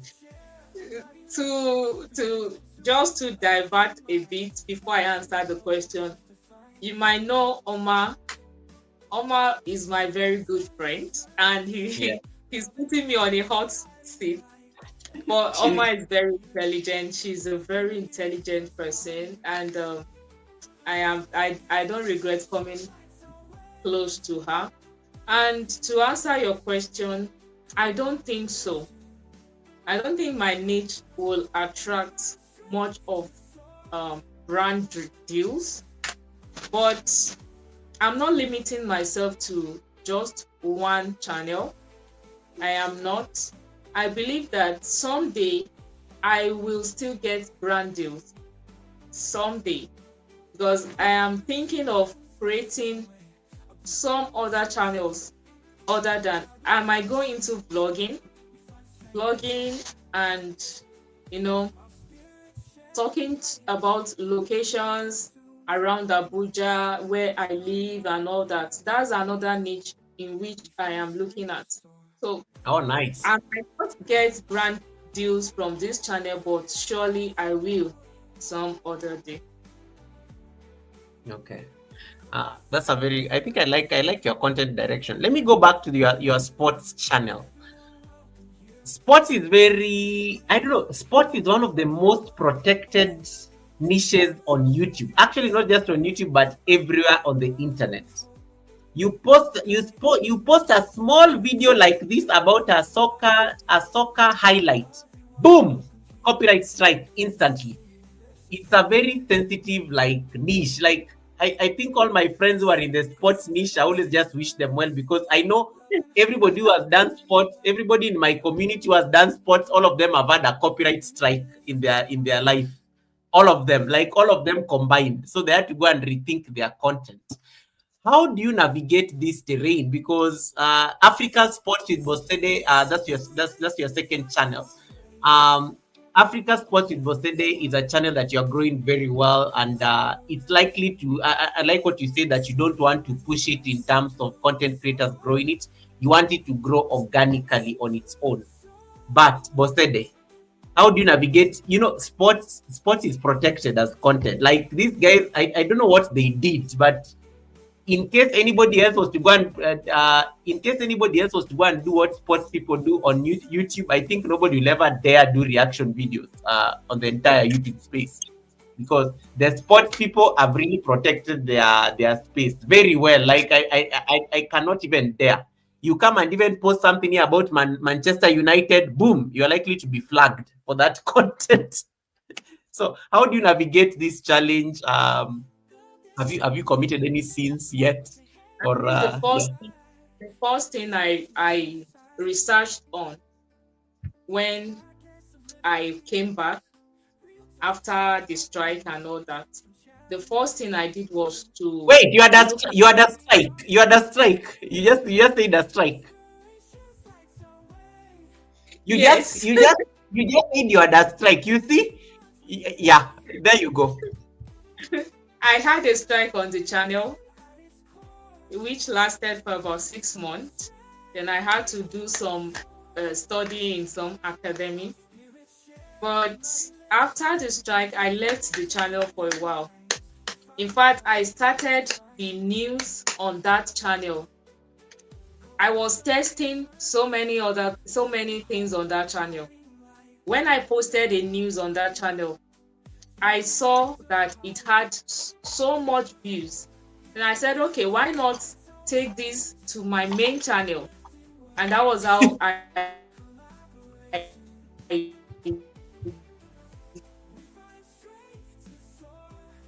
Sorry? ready. Bosede, we lost you a bit. I don't know what you said. You said, and that's how you broke off there. Okay. Can you hear me now? Yes, we can hear you now. Okay. So I said that was how I imported some of those news into my main channel where we are talking about, where we are talking on. Okay. Wow. Anyway, Can you carry hear on me? now. Yes, I can hear you now. Carry on with your thoughts. I know you are talking about the sports content and how you navigate it. Now that the strike has been lifted, what are you still going to carry on with it, or yeah? Yes, I will. So the first thing I did was to study some other channels to see how they do their content. Most of them, can you hear me? Yes, I can hear you. So most of them do reaction on the videos. Most of them talk about the current situation, about matches and all that. They don't post directly about football, so they could still navigate around the content, sports content creation without actually posting the main video, which is still going to earn them some views. Like for instance, there might be um AFCON happening, maybe African Cup of Nation. You might not post the actual video on the AFCON, but you might talk about the reviews of the matches. You might talk about players that are likely to be invited. You might talk about players that are likely to score and all that. And you might even do a watch along. Hmm. I got to know about this watch along through a friend, Ben, father and son. You might know him. So I got to know about this watch along, that you could actually be watching a football match on your television and be talking about it on your, and people will still watch. So there are so many. Sport is so dynamic that you could still do something around sports that might not.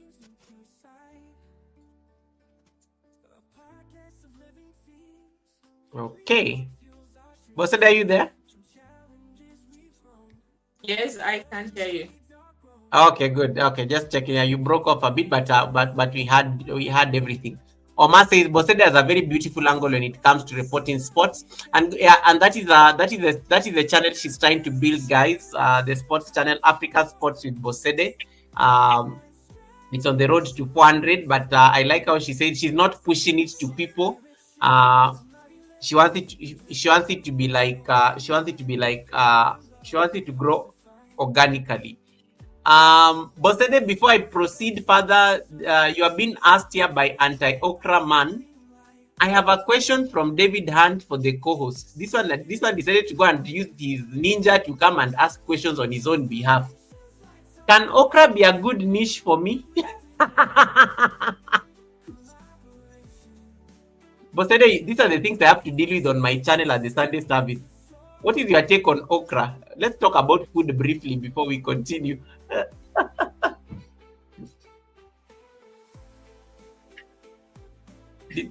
Did you get the question? Can okra be a No, he's good just niche? asking. He's just asking you indirectly, what is your take on okra? Don't worry about whether it's going to be a niche. Just answer your take on okra. He's I just know trying to like find ways of asking. so many people, they don't like okra just because of its texture, how it draws. And so many people will tell you it is like a mucus when you see when you see okra. So I think I've seen conversations around okra and all that. But I know there are so many health benefits about okra. There are so many health benefits when you like it. You can start off by telling people the usefulness of okra as a plant, or as you can tell people how useful it is, and they will like it. Bosede, what is your opinion on okra? You spoke in third person. We want to know you as Bosede. Do you take okra? I don't. I knew she was trying. She's trying to skirt around the issues. She's going like round in circles. Like, so you don't take okra. I think that is the end of this conversation at the Sunday I don't. service. Such a politician. David, and you have this one. You want this one, David. You want this one because Bosede did not want to disappoint me. Anyway. Let me even move on from that. Why am I even asking these okra questions? Now let's carry on. You got a super chat from Kanini Kanene. Kanini Kanene, thank you so much for that super sticker. And it's in Thank you your so favorite much. color. It's in red because you said you love red and orange. Thank you so much, Kanini.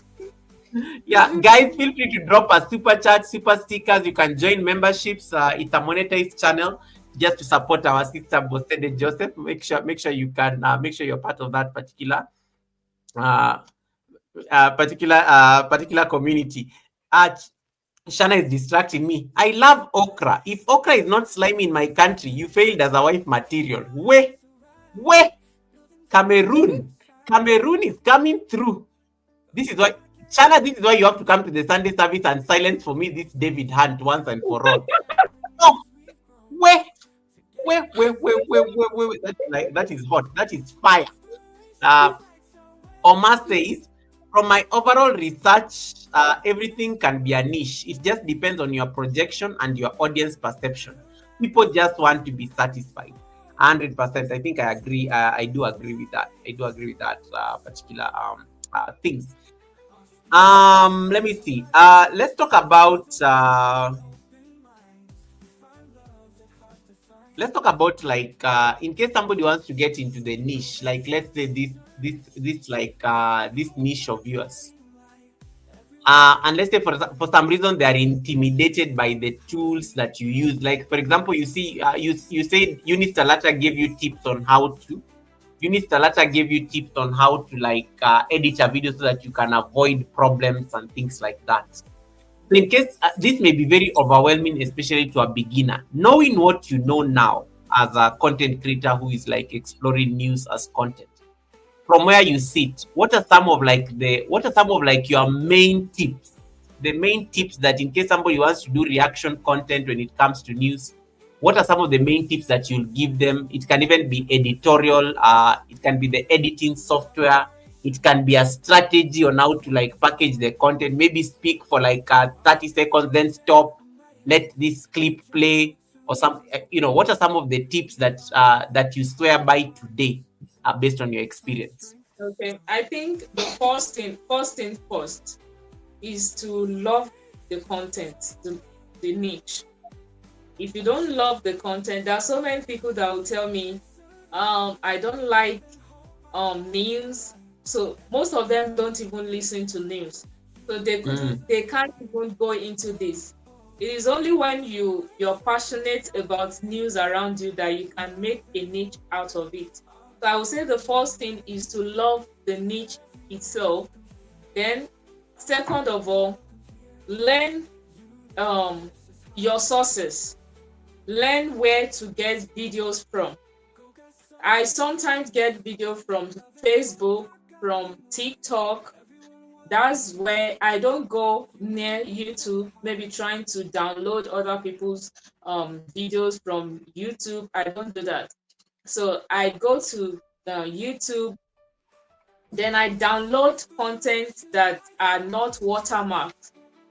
I try as much as possible to go away from those content that are not watermarked, so as not to give myself copyright.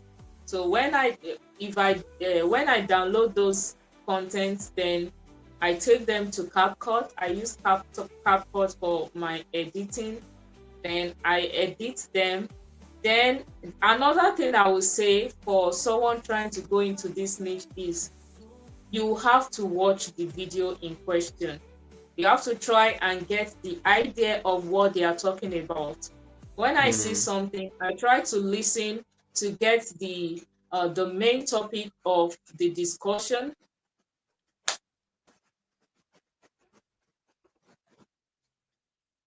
Oops. Oh yeah, there you go. You're back. Okay. Yeah. Main topic of discussion. That was your last Yes, statement. the main topic of discussion, so as to be able to discuss on the topic. Okay. Guys, I hope you are taking those notes just in case you're like in case you want to get into this particular niche. What has been the biggest challenge just approaching that when it comes to content, other than now because I know you talked about editing earlier and how sometimes it can be very strenuous. And sometimes maybe you don't have time because you wake up so early, you go to school as early as 4 in the morning. And also you are a wife, you are a mother, so there are all these competing needs. But what would you say has been the biggest challenge for running like a semi news focused YouTube channel? I'll say the biggest channel is to be able to broadcast the right news at a time. You might be looking at other channels and be like, what is this? I can't. Yeah, okay. Okay. No worries. So you might be looking at other channels and seeing something going viral on the channel, but when you talk about it on your channel, the views might not be as much as you want it to be. Those are some of the challenges I am facing as a news content creator.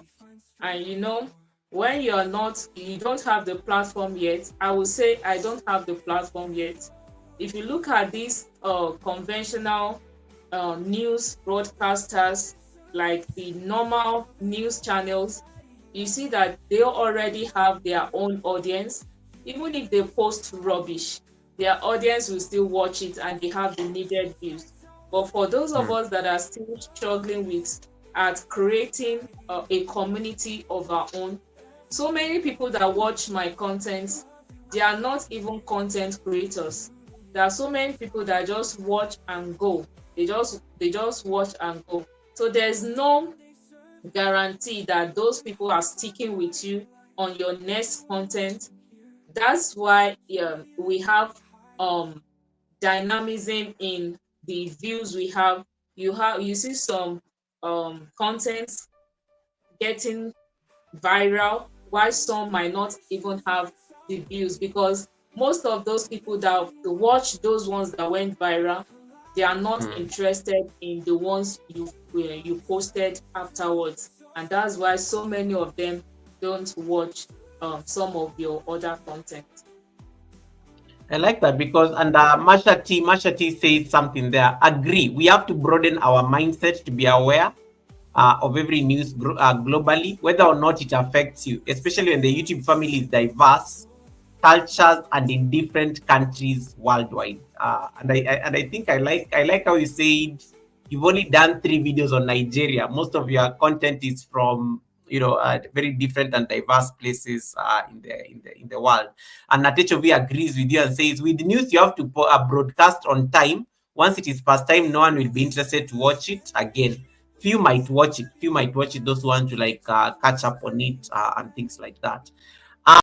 There's a question that was asked here because I want to now get into your live because you still do live streams, but the videos are doing well. If the videos are bringing in revenue, the conversation then will be, why are you suffering doing live streams still? Because you're not doing, there are people, like I always say, when your videos are popping, why are you stressing yourself doing live streams after a very busy day at work when you could just be chilling with your kid, with your husband, and you wait for the next video that is going to give you your $20?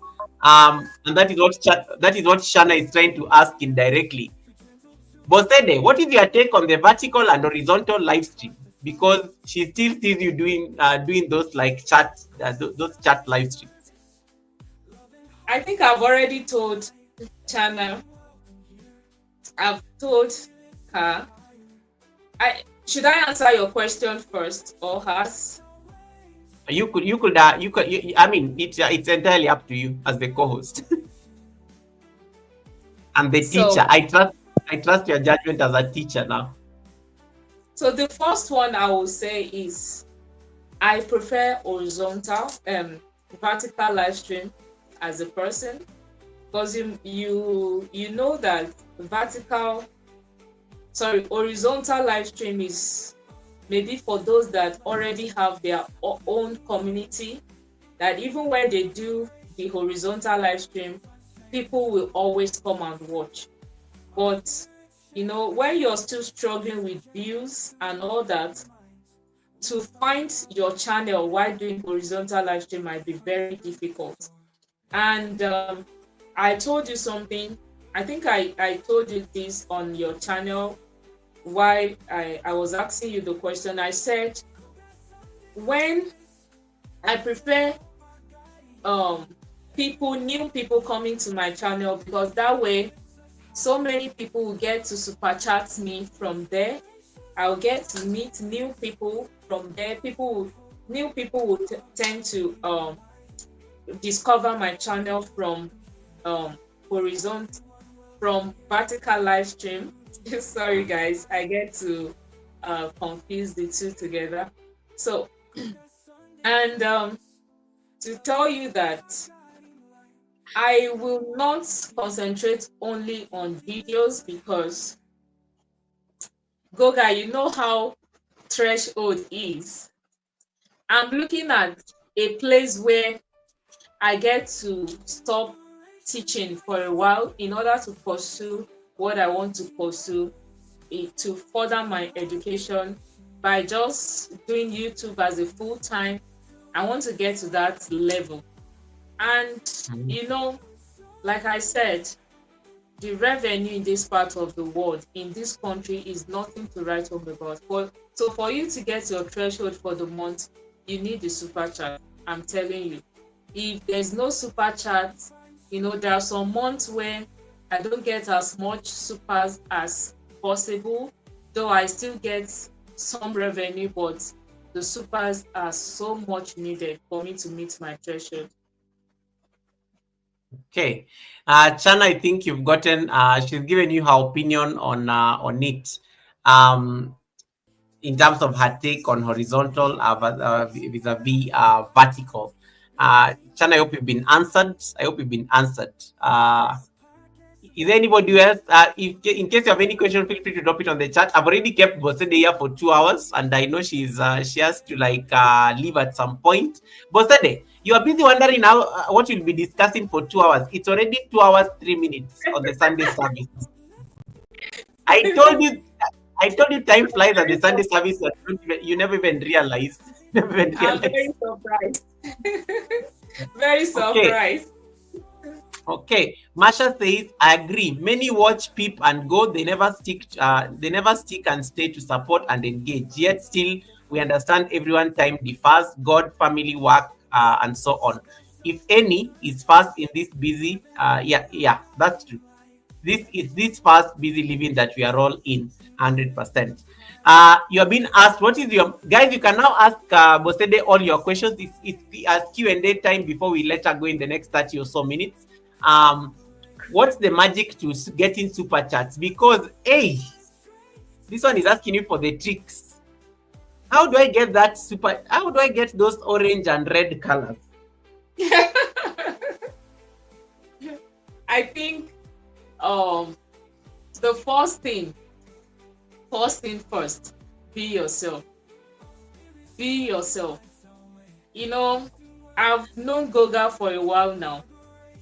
And the first time I saw you, I think I saw you on Eve's monetization party. I think it was on Eve Akeka monetization party. And while you were there, I saw you with a goggle, glasses, and all that.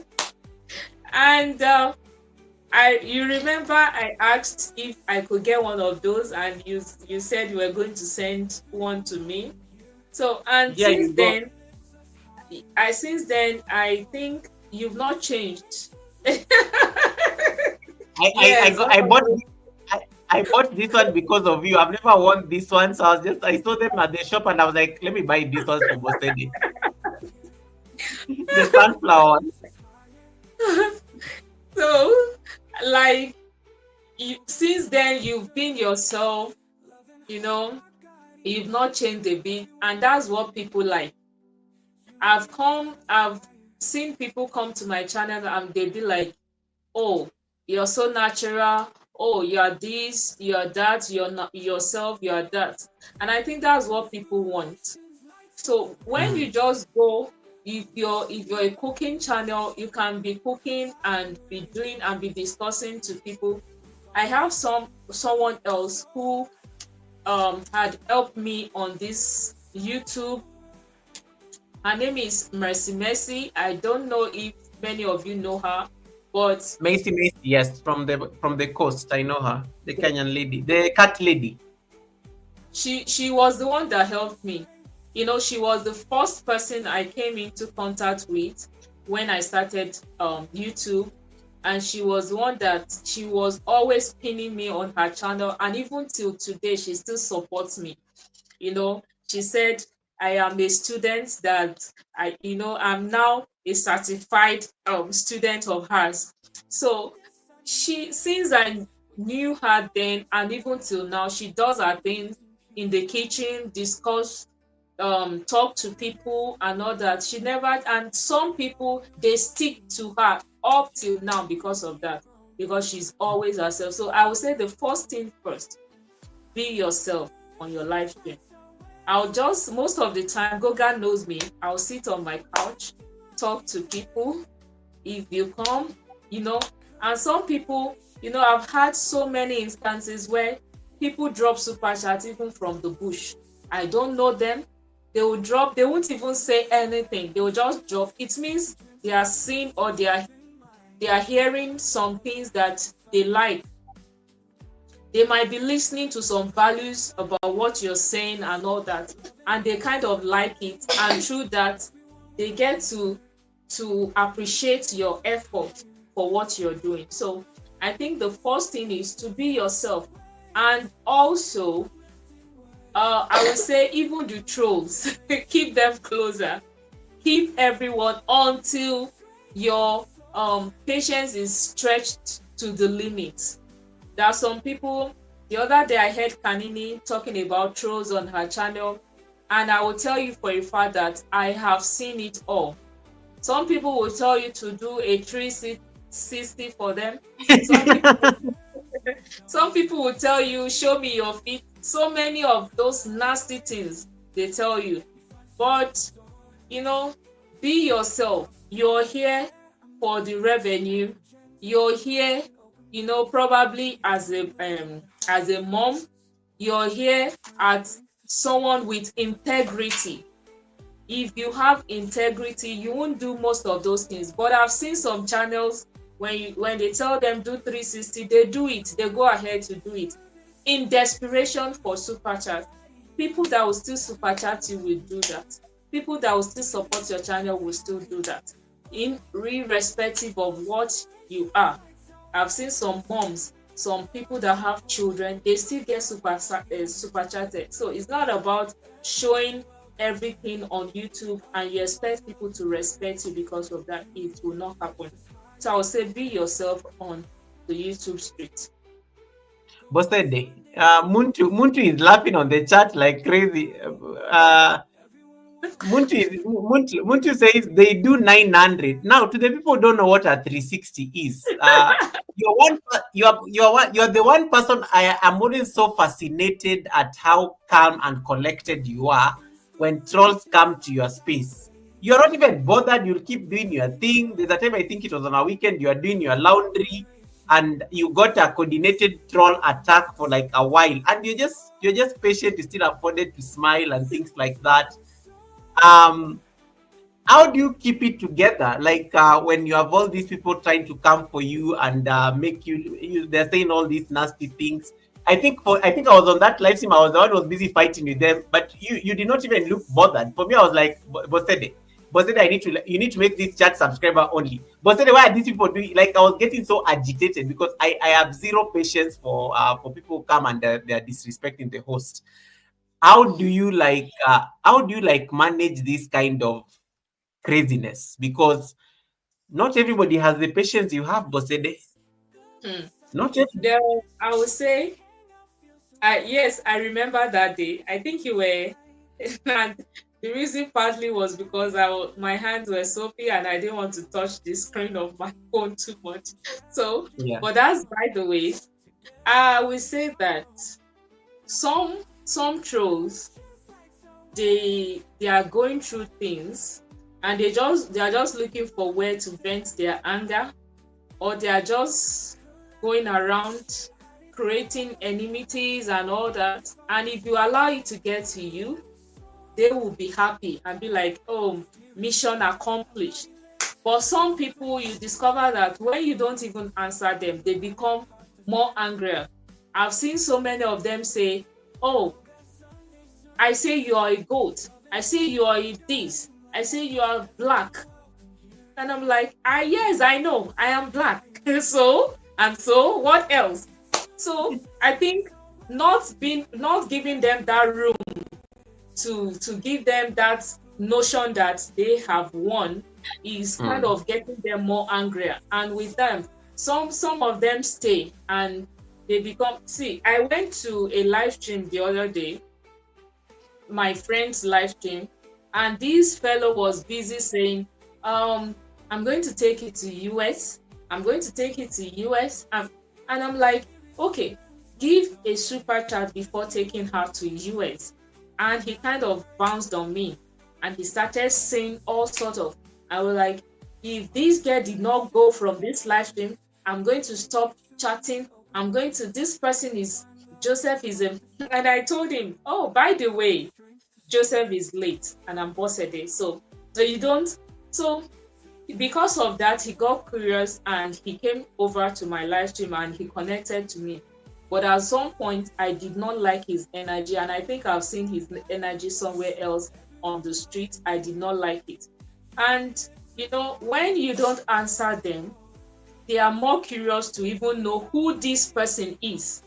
But when you start at every little thing, you time them out or you block them. There was a time I was blocking I was blocking almost all of them because I had the views at that time. But now the views are not there. So even if you're trolling me, you're welcome. It's a view. You're welcoming the views. And I think that's what my brother Rob Albanks is saying, because Rob Albanks says the same thing, that he never like gets rid of trolls unless it becomes outrageous. Yes. So Rob Albanks is just agreeing with what you're saying. And then Omar says trolls want attention. It's best to make them dumb, but if they need rehab, please by all means do. If you need to, I like how Omar calls it rehabilitation. I love that. I love that. I love that. Um, Kanini says, I'm listening, my love, Bosede. There's a very beautiful comment here by Shana. Shana says, I was on a live stream and this lady was giving them a 1,360 when they asked for 360. Hey, I was just restless watching her. Bosede, what is a 360? There are people who don't even know what a 360 is on this live. Like, Look, I what think is that? you know it. You just want me to say it. And I then, think no, look, Natechovi says, me, I give a 360 even if they don't ask for it, but it depends with my moods. What is a 360? Me, I just know how to do a 180 because I do yoga, so I know how to do splits and things. What is a 360? 360 is when they ask you to turn around to do a full show of yourself. That's when they tell you to turn so that they can see what you have as an asset. And they're not, But and they're I not, don't think and they I want, don't and think they want you, and they want me to do this for free. I always tell, but this is where I will adopt the same thing, your same mindset. I always say that if I'm going to make a spectacle of myself on YouTube, you'll have to pay for it. Like I'd rather be rich. I'd rather be rich after doing all that craziness. But if I'm still like where I was before I did the 360 or the 1,360, I am not doing it. So I agree with you. Please click the Goga, do dollar you sign. know what? Yeah. Do you know what, Goga? If you check through those channels where they are saying those things, the rate at which they get help or they get supers, they are not much.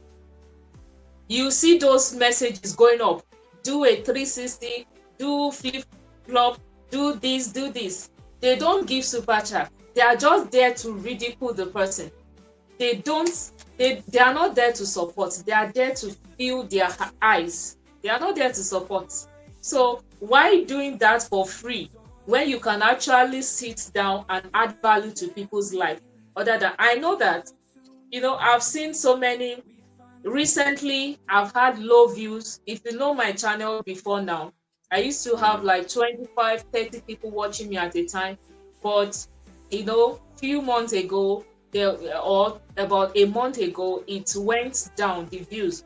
And I began to search YouTube to see other channels, and I saw some channels that were doing so many of those nonsense, and I could see 100 people watching them at a time, 200 people watching them at a time, doing nonsense on YouTube.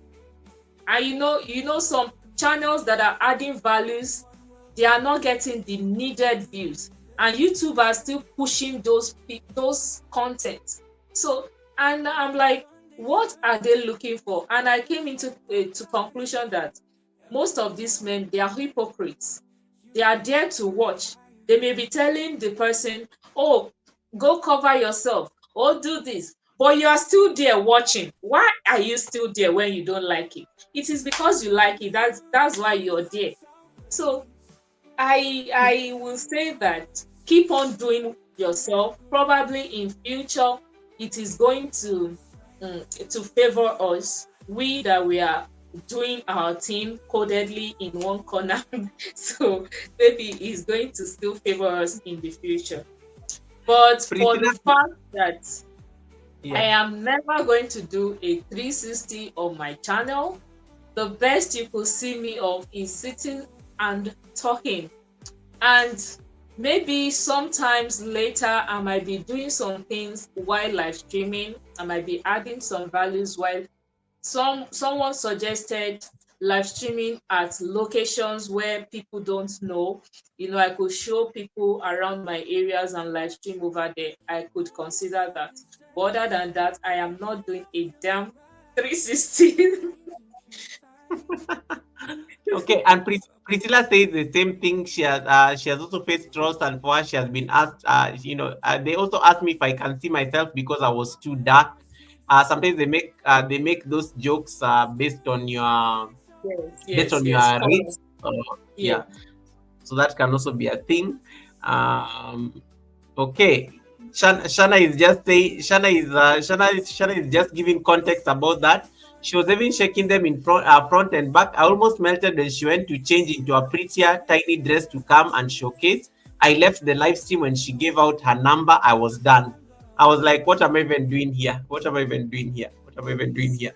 And then Kanini says, that is my audience during the morning exercise. That is my audience during the morning exercise. And then Kisha says, I did not even know what a 360 is, but until Natecho explained it, because Kisha has seen Natecho do it now, she has an idea. You're a Oh, case, God. Natecho. Natecho, you're Yeah. a case.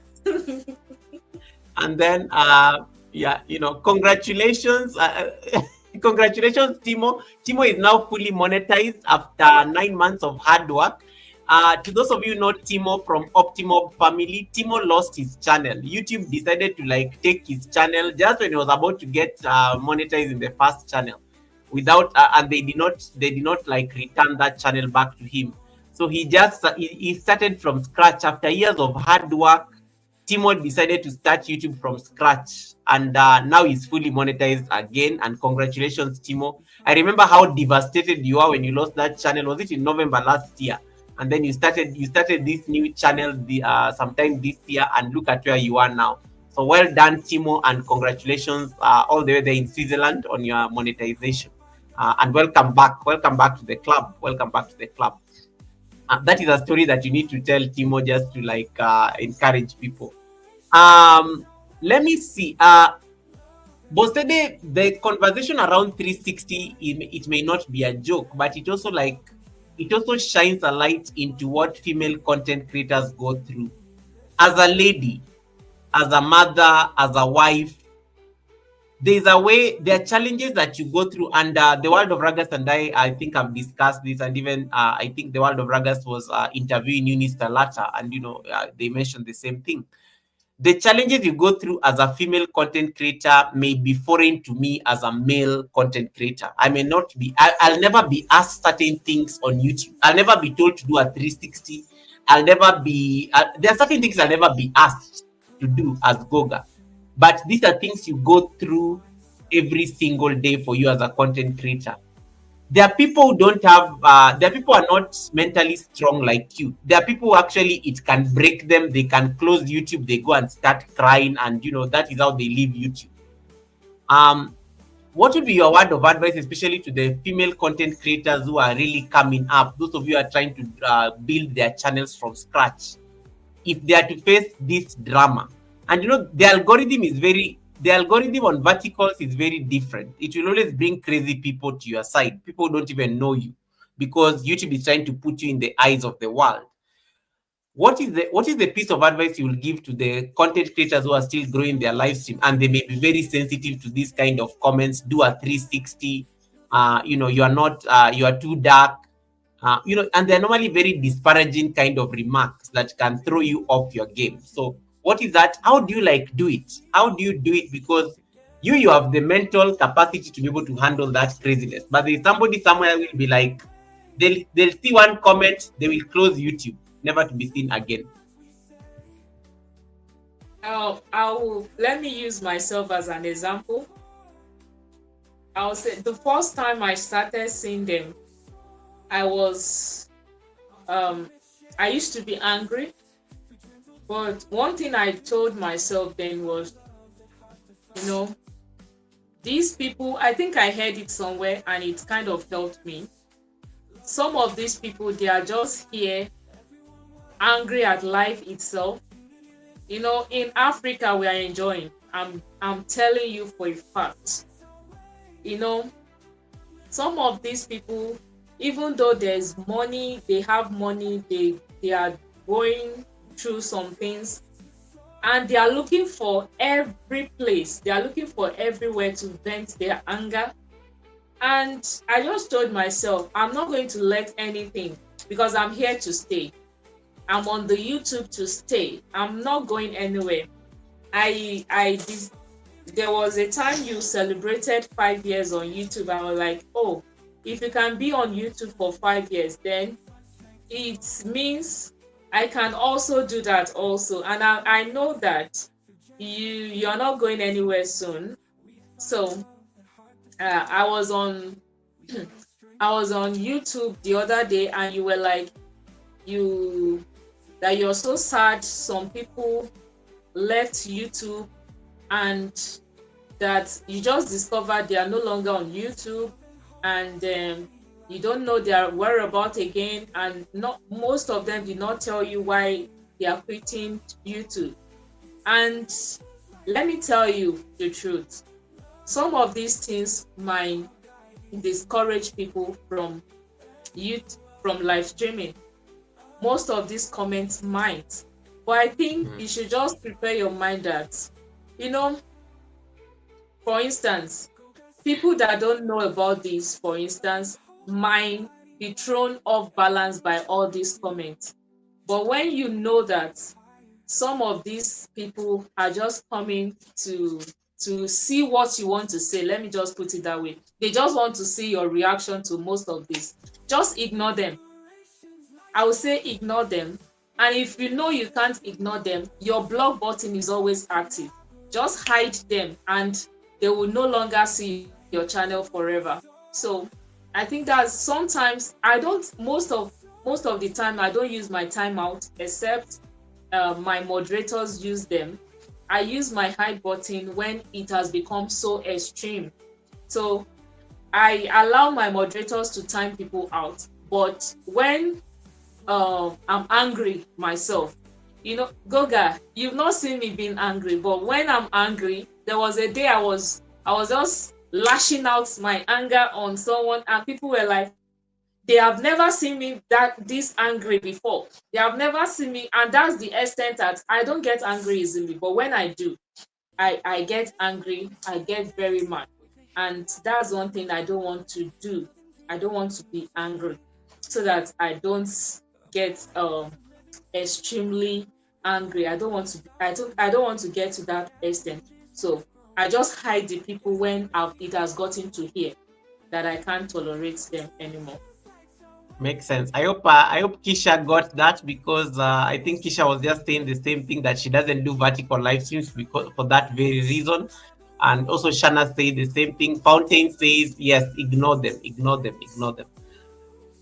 Building a community is also not easy, but you're also one person. You've also like intentionally worked to build your community, and just sustain a YouTube community that you can be able to interact with every week and things like that.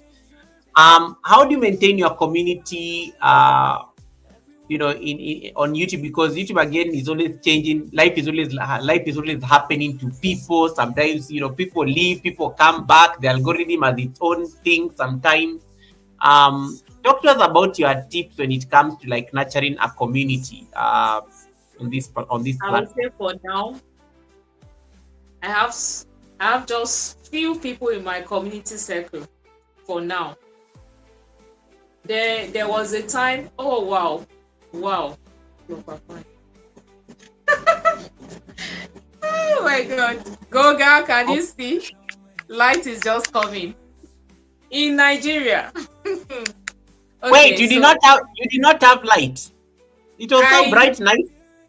I was using a bulb, a rechargeable bulb.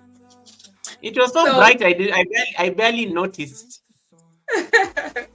so I think my community has reduced drastically. People left. There are so many people I used to know in my circle that left because of one thing or another, because of life. Maybe life has gotten so busy that they can't drop on YouTube again.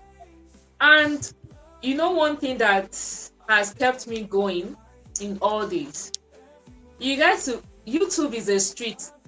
Should I say a community on its own? The whole of YouTube. You get to meet people every day. Goga, I'm sure you know this, that you get to meet new people almost every day. So Absolutely. there's a saying that soldier go, soldier comes, barracks remain. So you can go on my channel, you can leave my channel, but I still remain here. And I will always get people that will come and support me, provided I'm being myself. So I might have less people in my community now, but I am sure that with time it's going to improve again. All right. I hope I Thank you so answered much. the question. Yeah, you have. Thank you so much, Timo. Thank you so much, Timo, for stopping by. And please say hi to your beautiful wife, Sabine. I will see you tomorrow on your drive, on your morning drive, probably. But thank you so much, Timo, for stopping by. I appreciate you. All right. There's a question here that has been asked. What would you do if you are trolled by a fellow content creator? One of my first troll was a content creator who told me I'm hiding myself because I am fat. Yikes. Okay. Woo. That's a lot. That's a lot.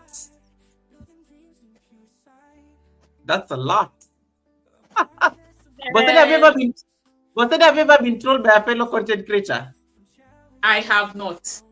I have Okay, not. I have been trolled by two people two content creators, but I of course I just ignored them because they were I mean, I'm the president, so when somebody comes for me, I know they're looking for attention. So I've also learned to like realize that sometimes when somebody throws my name a lot, that there's an attention they're looking for, so they just want me to break.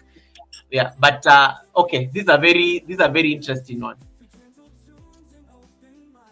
I Yikes! have So I have so had that I have not had that scenario before. I've not been trolled by a fellow content creator. But if that happens, I mean I treat them the way I treat others. Because if a fellow content creator can troll me, it simply shows the fact that they've reduced themselves to a certain level where I can no longer respect them as a person. yep. So if you are my fellow content creator, you know how I feel. You feel my pain as a content creator, and you're still there causing me pain. It's Well it said. shows it's just simply showing me that you're not there for me. You're not my friend. You're just there to follow cloud or something. So I just give you the block button. I hide you. I, I reduce you to the same level as other trolls. Oh my goodness, that is so funny. I just give you the block button. Oh my goodness. Hey, guys, you can listen to Bosede all day. If you have not connected to Bosede Joseph, there's a link that is pinned on top of my chat. It will throw you over to her live stream so that you can be part of her beautiful community. She does live streams every day at 9 p.m. Niger time. It's normally like 11 p.m. in Kenya. She does that every time at 9 p.m. So you can be part of that beautiful community. And we are just exploring her community, her change of content, her strategies, her tips, and whatnot. Nino and Lo, thanks so much for coming in. Nino and Lo, I needed to shout your name. Lo, is that you or is that Nino? So that I know how to like shout. Nino and Lo says it's Lo or it's Lo here. Lo. Okay, Lo is the wife to Nino. So Lo says, uh, it's low here. And I was trolled once on a solo live stream by someone that called me the Temu Opera. I just turned it around, laughed about it, and owned it. Yeah, and that is actually smart. That is actually the Temu Opera. That's actually a very smart. That's actually a very smart strategy of turning things around low. And please say hi to Nino on my behalf. Please say hi to Nino on my behalf. Is anybody who has any question for Bosede so that we can like we don't keep her longer? I can see the daughter somewhere there trying to like get mom's attention. But feel free to drop any questions that you may have. But I'm getting to the cool down section where I'm going to ask my final questions to her. Bosede, in case there are teachers who are watching you right now, or even other professionals, like because you have a profession, you have a vocation that takes you to work every day. And I like the example that you gave when Chana asked that question about whether getting into trouble while being on a live stream in school. In case there are professionals who are watching you right now, or in case there are fellow teachers who are watching you right now and they want to branch into a space such as YouTube. And for those of us in this side of the world, it's very important because now for me, YouTube has become a source of passive income. Uh, and it brings in some extra revenue that I did not plan for when I was focusing on my full-time job. What is your piece of advice to these people in case they want to jump over and just get a secondary form of income? It is certainly not easy because sometimes I don't know for you, but for me sometimes I feel like YouTube is another job altogether. It's like a job I do after my main job.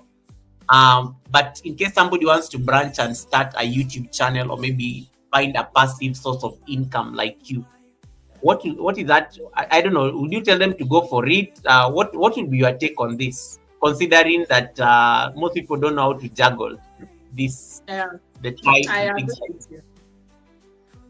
I agree with you, Goga, that YouTube is a job on its own. You know, when you don't know You might be thinking it's very easy. Is it not just to create something or to sit down at the front? Some people will just tell you, why you're just sitting at the front laughing. But they don't know that it's a job. To sit in a place for some hours is also a job. So one thing I Absolutely. would tell people that are looking to find a balance between content creation, you being a YouTuber, and also doing their job alongside, I would say don't allow one to overshadow the other. Find a balance. Find a balance in between the two. If you could, you could try, do um a bulk video editing, a bulk scheduling of your videos at the Mm. weekend when you have the time to do that. You could do that, and all you schedule your videos for the next week if you know you won't have the time, because there are some jobs that are so demanding of our time.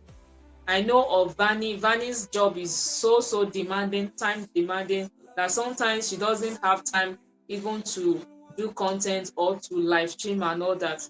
So there are people that find themselves in same similar shoe. So what I would just say is find a balance, because I know YouTube is rewarding in the long run.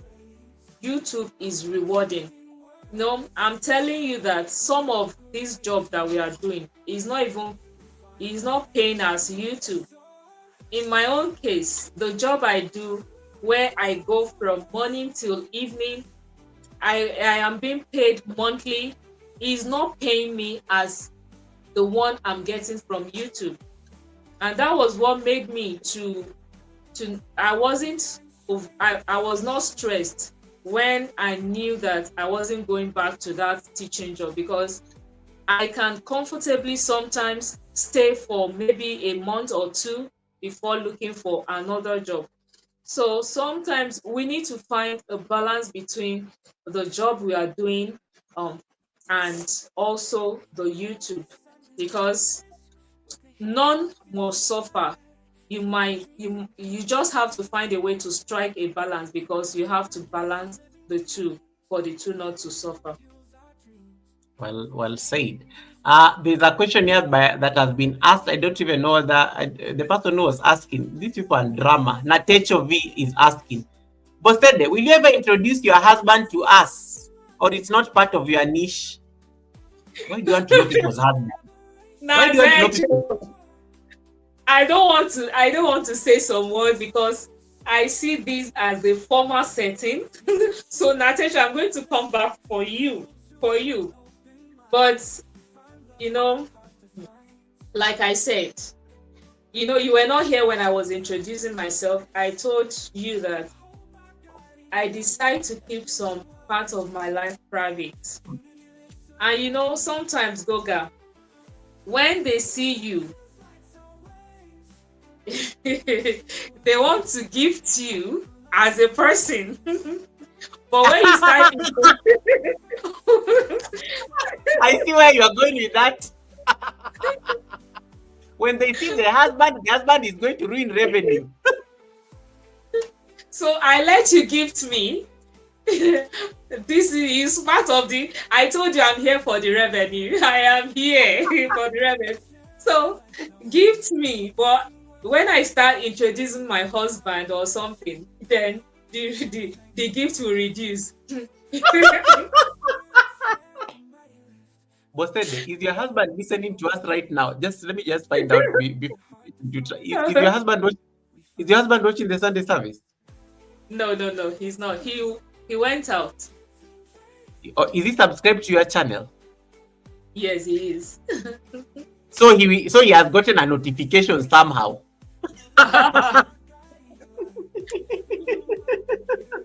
Guys, you hear? Guys, stop asking people their status, because some of them are making money on But YouTube. but You are the thing about him is he's not even jealous of all this. He might be beside me, and somebody will be and saying, "Oh, I want to give marry us you." a I'll be like, few. "Oh." come and marry me already. Give us a 360. And he's there next to you, just like wondering what is going on. And he will say nothing. Guys, stop be asking people's marital status when they are on live stream. You may be ruining business. Okay, that is the moral of the story from what Bosede has said.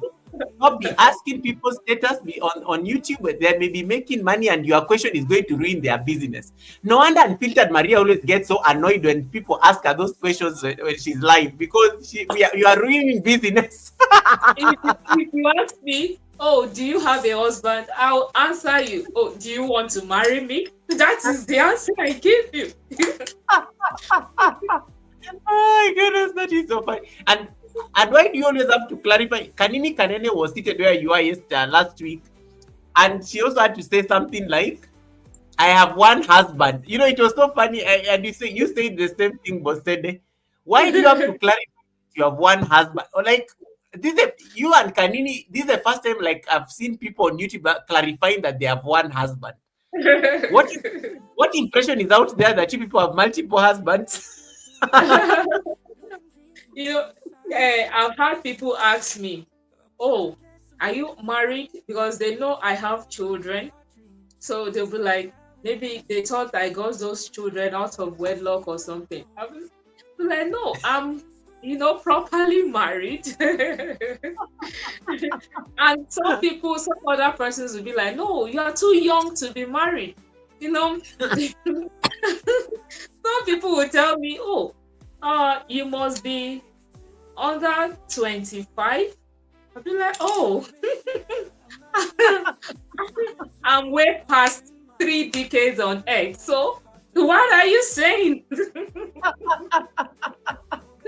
Oh my goodness. The ladies, Bosede, you are looking amazing. You are glowing. That is the first comment that all the ladies were saying when you came in. Skincare routine. Give people your skincare routine, because I know there are these ladies, they always want to know about the skincare routine. Like I said last week, when Kanini was talking about skincare routine, I don't have any.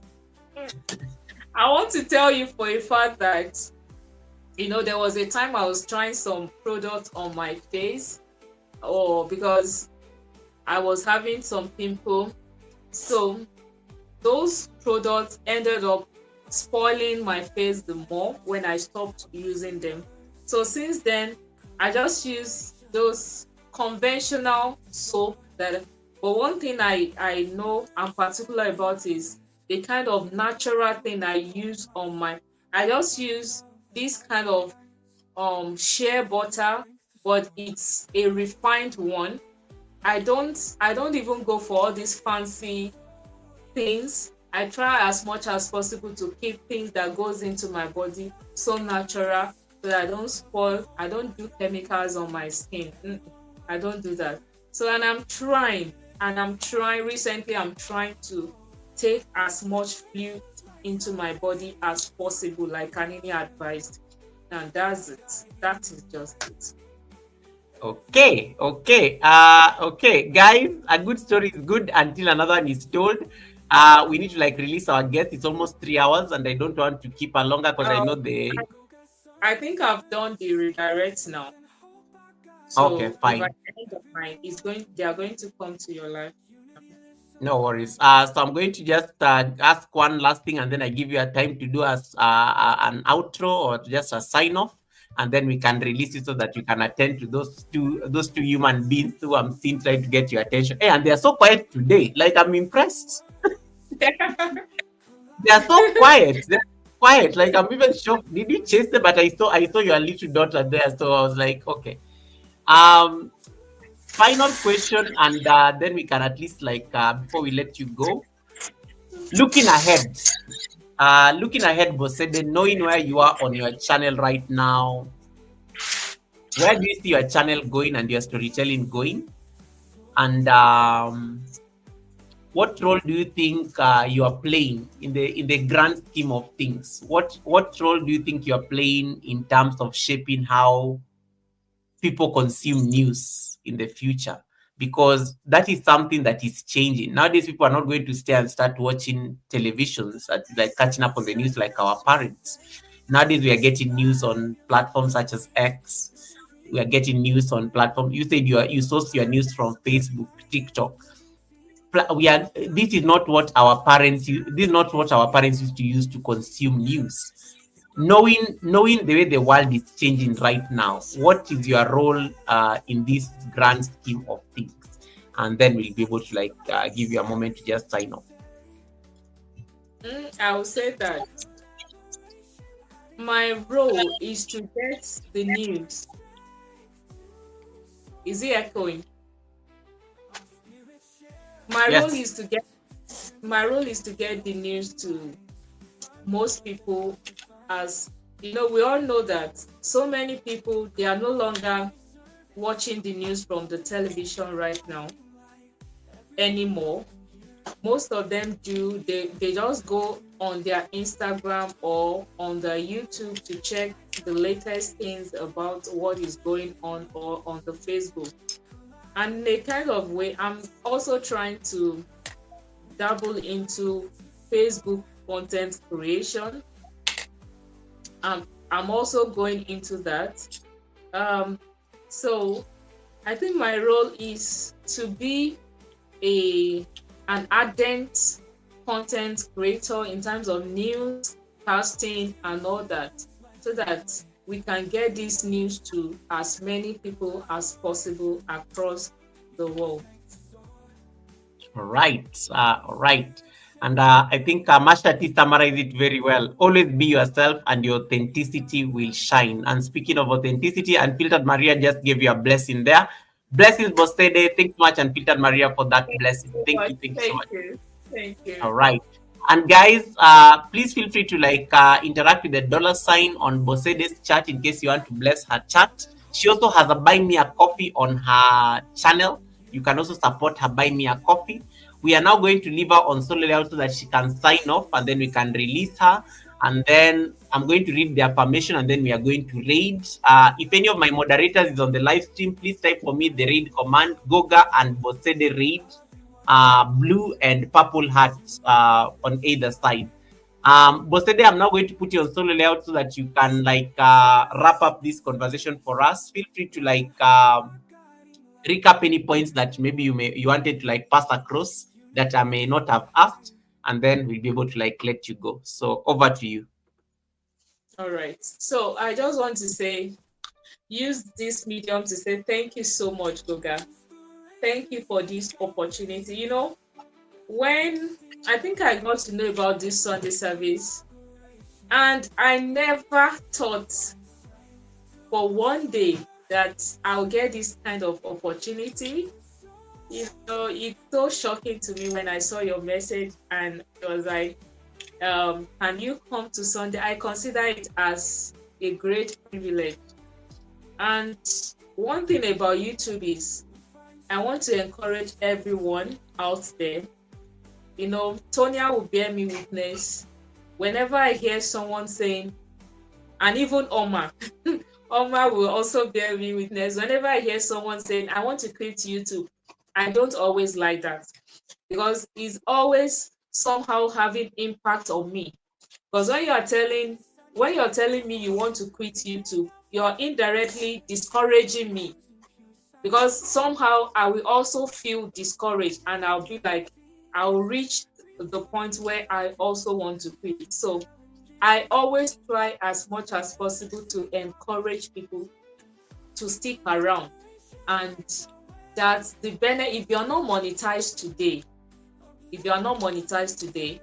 you will be monetized tomorrow, and the benefits will surely be for it. You will get the benefit at the long run. So my advice is to the upcoming YouTubers and those that are not monetized yet, to hang in there, and someday you see the benefit of what you're working on, and you get to reap the benefits. Thank you so much, Goga, once again for the opportunity. I want to say a very, very, very big thank you. And like when I was preparing this evening, I told my children, I was like, I need to prepare very well because I don't know when next I'm coming back to this panel. So I need to make this count so much. Thank you so much. I really appreciate. And to everyone who has supported me, who has supported us today, I want to say a very big thank you. I do not take your love for granted. I do not. Kanene Kanene, Unfiltered Maria, to everyone, Mashati, Oma, Tonya, everyone that made this live stream a success. Thank you so much. I appreciate you all. I love you. Thank you. Thank you.